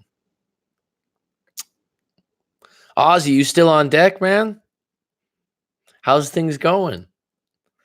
I mean, last time I saw you, it was you were dating someone new and they were overseas, if I remember correctly. And I usually do remember correctly. This morning, I was a bit off. I didn't sleep well last night.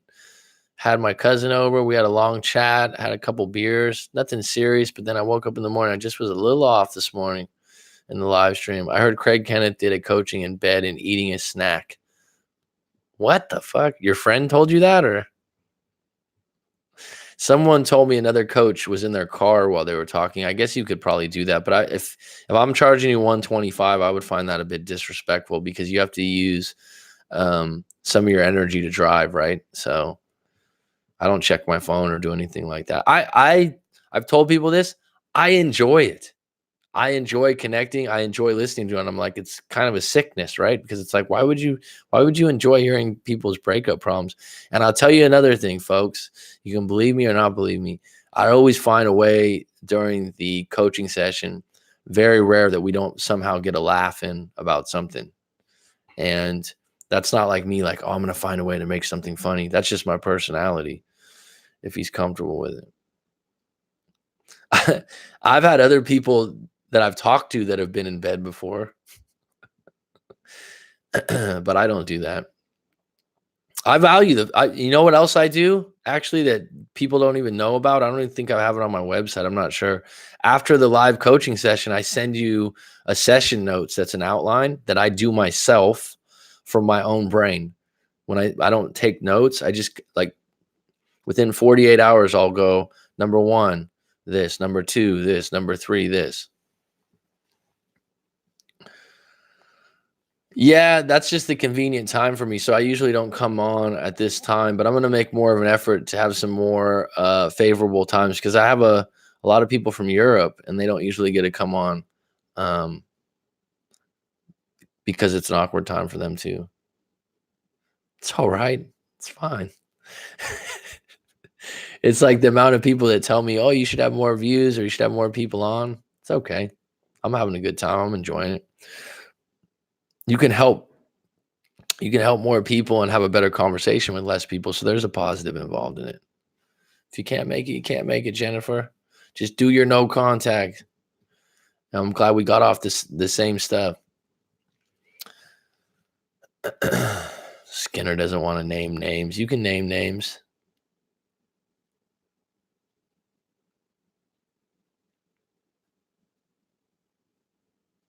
True, yeah. Good to be reasonable. 1 to 3, that's fine. 1,000 is only for elite company.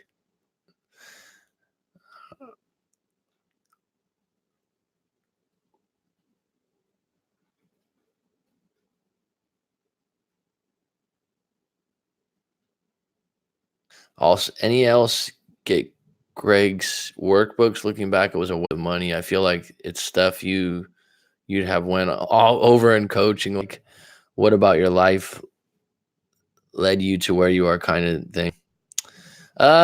You know what? I don't know what are in those workbooks, but anything that you do, you have to be in the right place to receive it and you have to try it.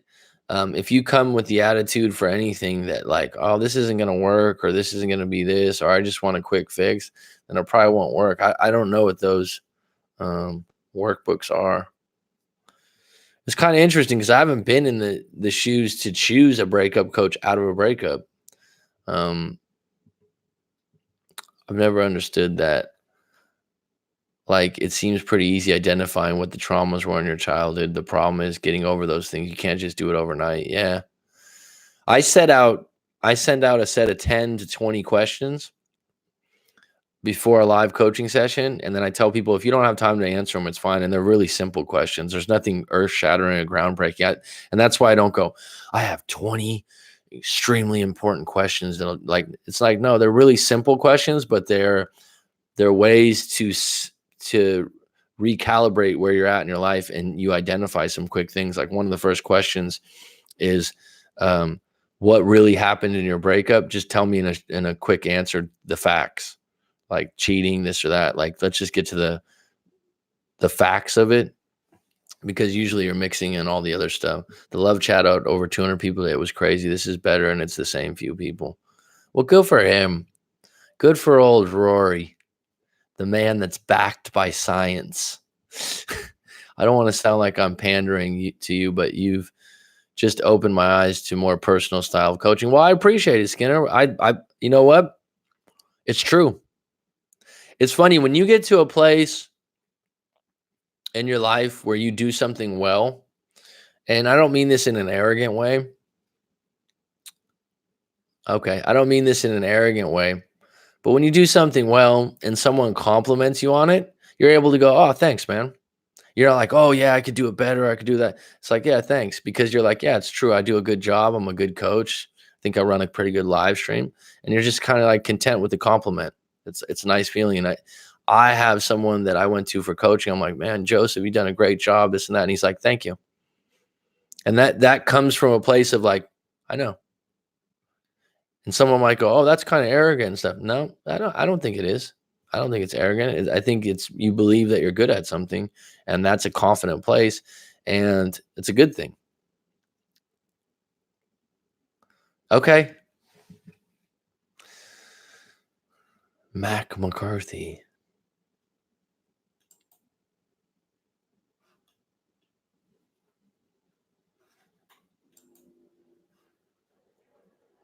Oh, that's why, because you had a different name.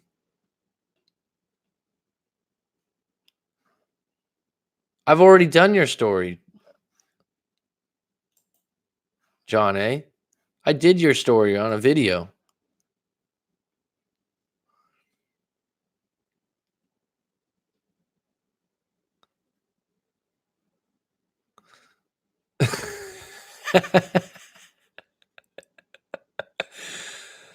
Oh man.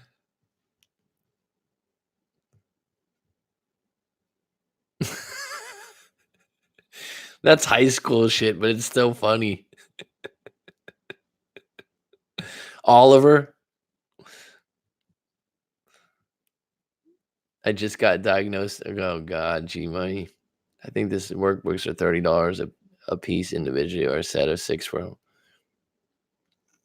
You know what's funny about you guys asking about these workbooks and stuff? I've had other people be like, "Oh, you need to set up this, or you need to set up workbooks, or you need," and I'm like, "There's countless things like that already out." I don't know. I've just heard Rory from the Love Chat say that he's backed by science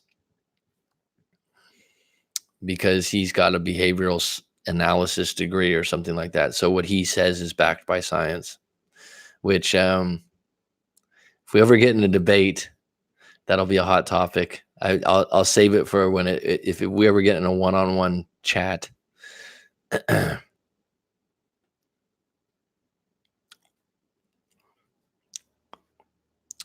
John A, I would highly recommend a live coaching. I remember you, and I've done a video already for you.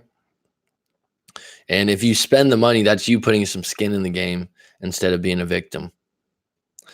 Because right now you need to put something forward where you're like, I'm making an effort. Right now you're being a little bit passive with different ideas. I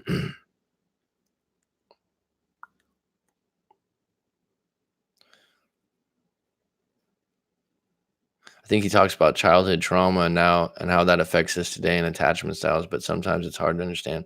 Well, yeah, that's a style of therapy, and that's something that he's studied and he's went into, and some people really like that. That's not something that I hang my hat on, but I certainly think there's a good place for it for some people. I don't like putting the labels of attachment styles, but I can see why they're used.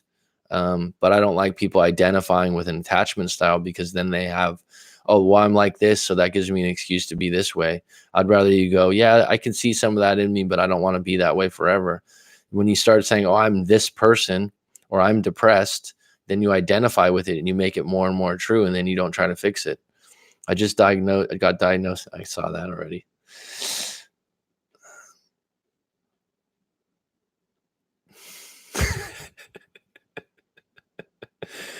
Oh, G money. You were banned immediately. Yes, he is. Got him.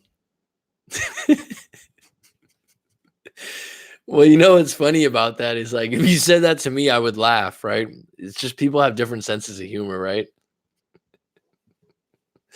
Different strokes for different folks. It's funny. I don't know how he read it. He was on there saying to keep posting your questions repeatedly. There are usually so many people in Roy's chat that some people don't get an answer. Okay. That's why I respect Mac. He's the only one in the game who hasn't banned me and doesn't have too many people, so you get everything answered. I hope it's more than that, G Money. I hope it's more than the fact that I didn't ban you. To be honest, he's not saying anything that other coaches aren't saying. If you wrote a book, it could be awesome. I love books. Yeah, I have a few really good ideas, and they would be different than normal breakup books. And I've started some different things, and then I'm like, all right, but Rory says he's a behavioral analyst, not sure what it means to. Oh, he's backed by science, though. That's what he's backed by. I've heard that repeatedly, and then people that go to him are like, well, he's backed by science. He recycles other people's content, which I get is what artists do, but still. Well, I mean, if you go to, I'm cognizant of that with the no contact and different things, but he packages it well, right? Hi, I'm Rory from the Love Chat.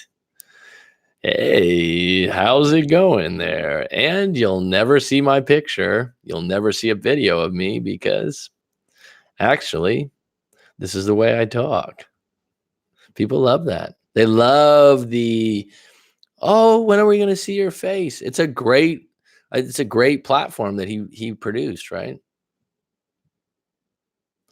Uh Craig Kenneth does stand-up comedy. Get the fuck out of here joking, dude.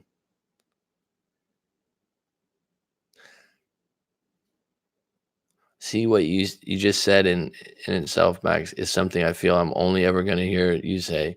I feel Roy would just say, "It's okay to feel this way."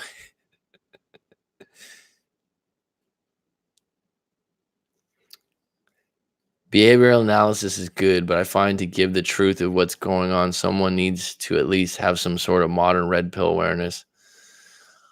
One thing I would say is when someone identifies with, I'm a behavioral analysis or I'm a psychoanalyst, not everyone, okay, but they're saying like, I'm this, so if someone else is this, they're wrong. Or one of his battle cries is, if anyone doesn't have his level of education, then they're not as good, right? That's bullshit. He's not a stand-up comic. Craig Kenneth, you're joking.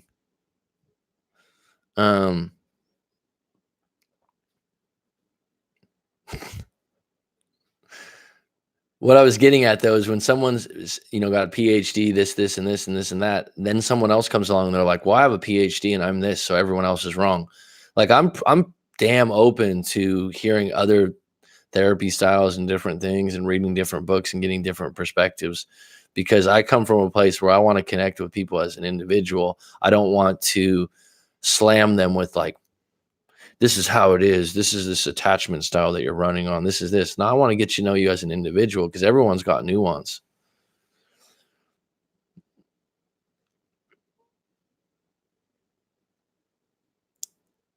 You're fucking joking. You guys are joking. You're fucking with me. I'm not going to buy that line, dude. That's wolf tickets. That Craig Kennedy is a comedian? Come on, guys. You guys are taking, like, I never go down this route to talk about other coaches. I always take the high road, but get the fuck out of here.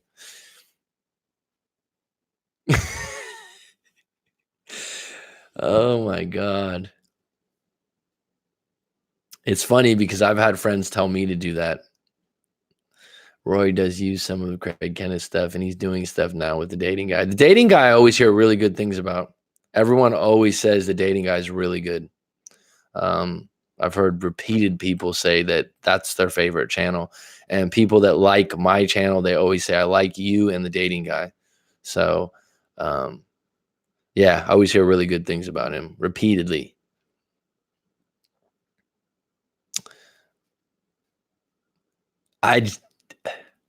Well, I guess everyone could be a stand-up comic if they want to try, right?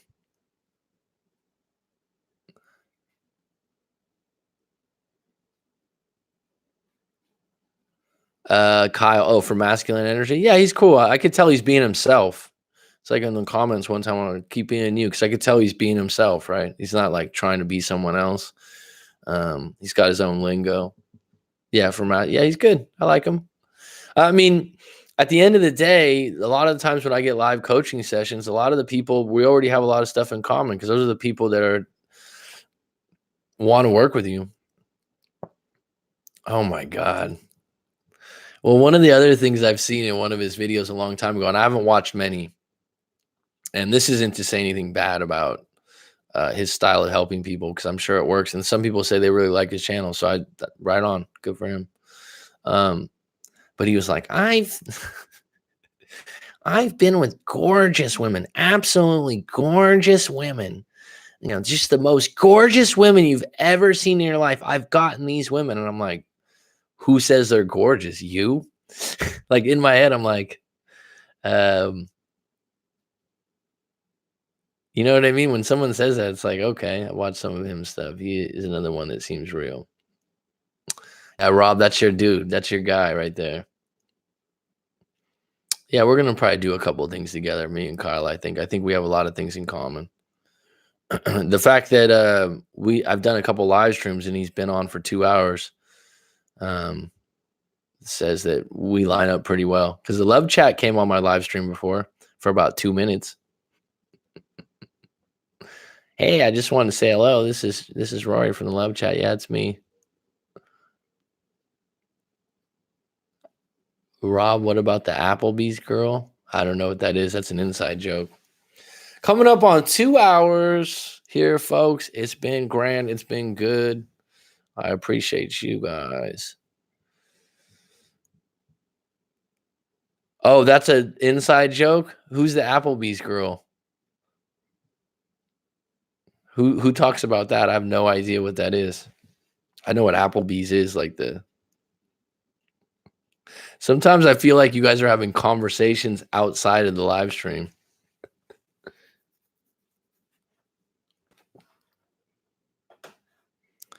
Oh, that this was a girlfriend of his or something? Oh god.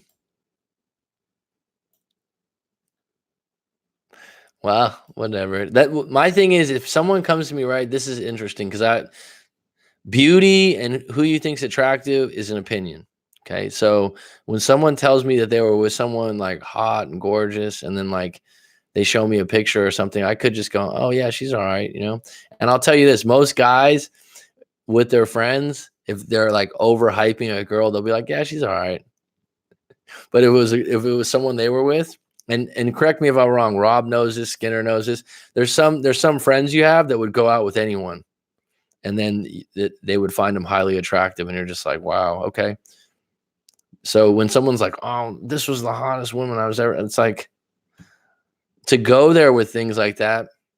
You know, you say like, oh, she's an attractive woman, she's good looking. Okay, she was so gorgeous. She was so. And it's like, okay, come on, dude.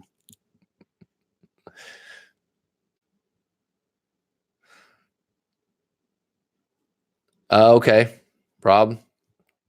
Corey Wayne stopped releasing videos, right? He probably doesn't have to. Um, I know that I think that a lot of this has to do with longevity. Good book is The Perennial Seller by Ryan Holiday. And so the longer you stay into something like this, and I think that Craig Kenneth has been in it 5 or 6 years. And I'm joking around, I'm saying stuff, but you know what? Give the guy props. He's put out a lot of content. You know, he's worked hard. He seems to have helped people in some ways. A girl who came back to him, but he wasn't ready. He basically screwed up with it and kind of like, this is my I'm a human too story. Oh, okay. She was so gorgeous. Oh god. And he tells you that it's an Applebee's girl. That's so funny, dude.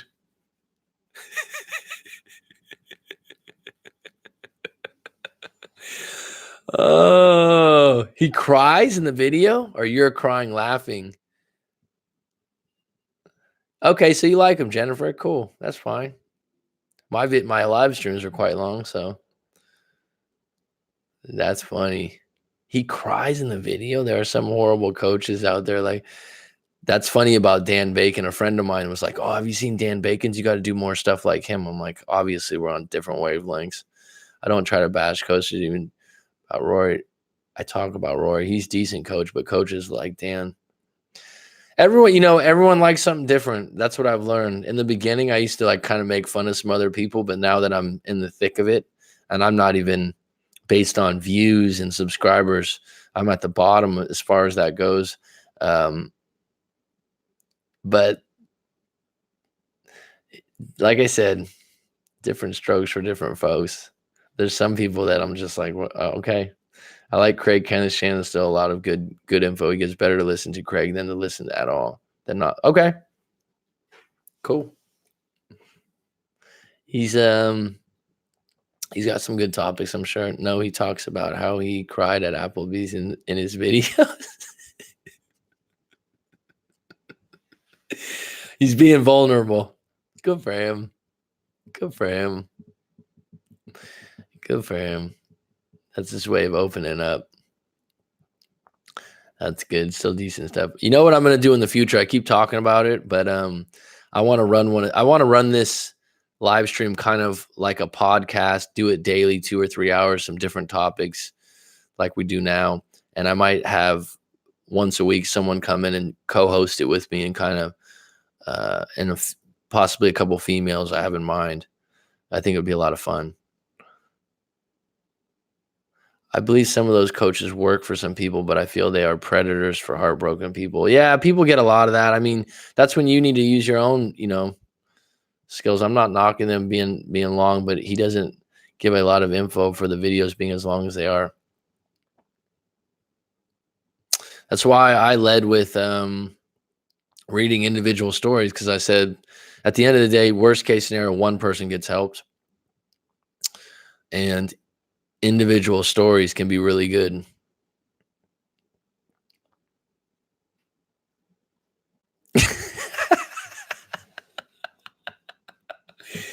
Oh my god. I think the best story video I have is when I knew it was done. That's probably the best.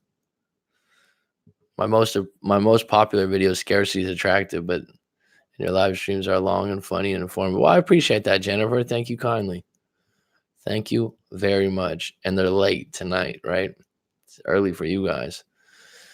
It's a good time. We caught up with some people I don't usually hear from, so this is good, man. I enjoy the live streams. This is my wheelhouse. I like to interact. I like to talk to people. So I've been a teacher for years, and this is how I conduct class too. What are your thoughts on Christopher Cam? Oh my God. Are you joking with me? Are you asking everyone in the live chat, or are you asking me?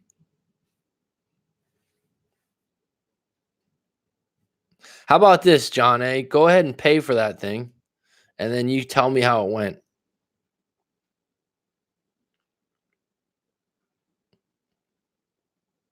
I don't know Christopher Canwell channel. I don't know anything about him. Develop attraction. You're in a place right now, knowing with what you're at, you should probably do a live coaching with myself or someone else because you need to unpack everything. You need to unpack it. You're in a desperate place and you're looking for immediate answers, and your ex is with someone else. Your ex is with someone else right now. When your ex is with someone else, there's not even a door open, right? And it's hard, man. It might sound fucking harsh right now. Your ex is with someone else. So you need to go into no contact, and you're playing friends games on the side. Now, if you buy one of these attraction things, go for it. Let me know how it goes. I don't know. But here's what you're also doing. You're in a problem based, and then you're going, oh, will this work? Will that work? I don't know what fucking works, but I would try a couple different things. And I'm biased, but like I said, pay for a live coaching with myself. If you don't find it useful and helpful at the end, I will not get your ex back. I will give you your money back because I don't want your money if you don't find it useful and helpful. But these kinds of things, and you're going to develop attraction from someone that's with someone else already, you need to get down and pick out the roots of your breakup and figure out some things about yourself, because you're not there's no quick fix where you're just going to get her back, or it's going to be 8 or 9 months of creating some kind of attraction outside. You're going to get off here and go watch Craig Kinnevis to hear about the Applebee's girl after, aren't you? No, I don't watch a lot of the other coaches. A lot of people ask. I mean, I like Corey Wayne. I like masculine energy, and I liked it before he came on my channel. I was like, oh, cool. But I don't. Here's the thing. And I've had friends and family ask me too. And like, they're not interested in my channel too much. They come on the live streams and listen. But if you're not in a breakup, or you haven't been in a breakup recently, it's not relative, right? So you gorge yourself on this stuff when you're going through it, and it serves you. I've heard people like Margaret's points too.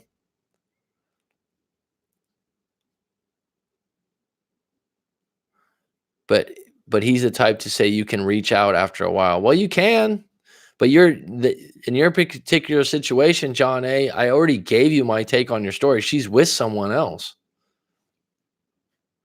I did my coaching with Margaret and Rob. How'd it go, Brand New Skinner? What about skill of attraction?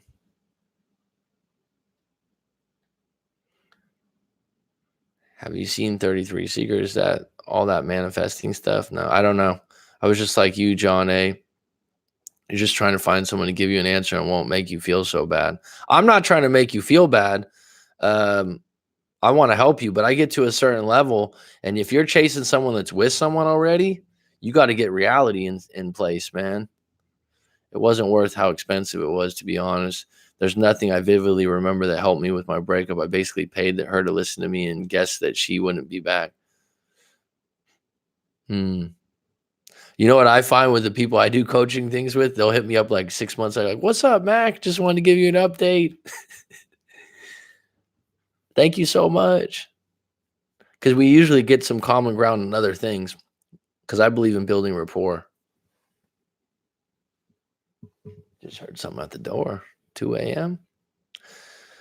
Mac, I can't even imagine how someone wouldn't find your coaching help. Perhaps people that aren't open and so ingrained in the other beta theories of relationships. No, it's just probably a fact of it's a numbers game, and I also don't do like Kyle's quite good with, I guess he has a social media company, he said, and stuff. So he's really hustling on that. I don't do any social media. I don't do any extra advertising. I only do YouTube. So if I wanted to like take it to the next step and kind of get my show out there and stuff like that, it probably would help. The more views you get, the more traffic you get, the more coachings you get. But I've gotten a lot of repeat clients and stuff like that. And the people I do get, are good, man. It's a good connection. I don't get people I don't want to help. They're usually there for the right reasons. I think even if I got my ex back, I would still try to come on your live streams. They're entertaining. I've been told that before, and I'll take that as a compliment. Skill of attraction, another channel. All right, folks. I think I'm gonna have to close this out. Anyone else you want to close out another 5-10 minutes? No? Any questions? Any topics for tomorrow? No? Thanks for always being on deck, Rob. I appreciate it. Jennifer, you've spent the whole 2 hours, and we've even had some laughs. Good. Started out a little serious, and now we've mellowed it out a bit. And that's life. It's moment to moment. Sometimes we make moments last a lot longer than they should in our heads, but they're really just a moment.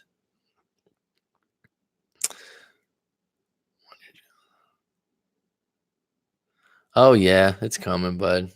It's coming. I'm okay.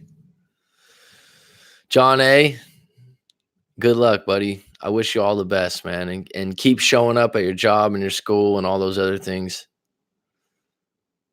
Yeah, I'll be back on tomorrow morning. I'll be back on probably around my usual time, between 9:30 a.m. and good, man. I'm glad it works for you, bud. Always like your take. Skinner? Good. It's always good. Starbucks. Skinner's good people. You are going to make it through, John, but sometimes I got to give you a little tough love, man, because this is what I'll close out with you for, John, because I know you're going through it. Skinner's right. Thanks for bringing that to the surface even deeper, right? Because I've been there, man. I've been there, okay? I've fucking been there. I've been hurting. I've been looking for answers. I don't know what your financial situation is or these things, but I wouldn't do one of those things that's going to guarantee you to get that. I would suggest that you do a live coaching or you do a therapist to unpack more things about yourself as an individual. Talk about, like if you did it with me, we'd talk about the breakup, okay? But we also need to know more about John A., right? And where you're at right now, because you're going to have to embrace the fact that you're single right now and you're not embracing that. You're not being real about it, okay? That's something that is going to serve you for your whole life. And you have to like let go of that rope you're holding that, how can I get them back? How can I get them back? It's counterintuitive, but you need to let that go. And if they want to come back in the future, it'll be much easier for them than right now, you making it a pressure situation. You're going to get, yeah. Thanks, Skinner. Good people, man. All right, folks. I'll see you later. It's been great. It's been grand. It's been outstanding. Thanks for the likes. I appreciate it. Thanks for all the help through this one. No contact does work, John A. Stick with it. Give yourself 30 days clean. Go for a finish line. 30 days doesn't guarantee nothing, but it will help you.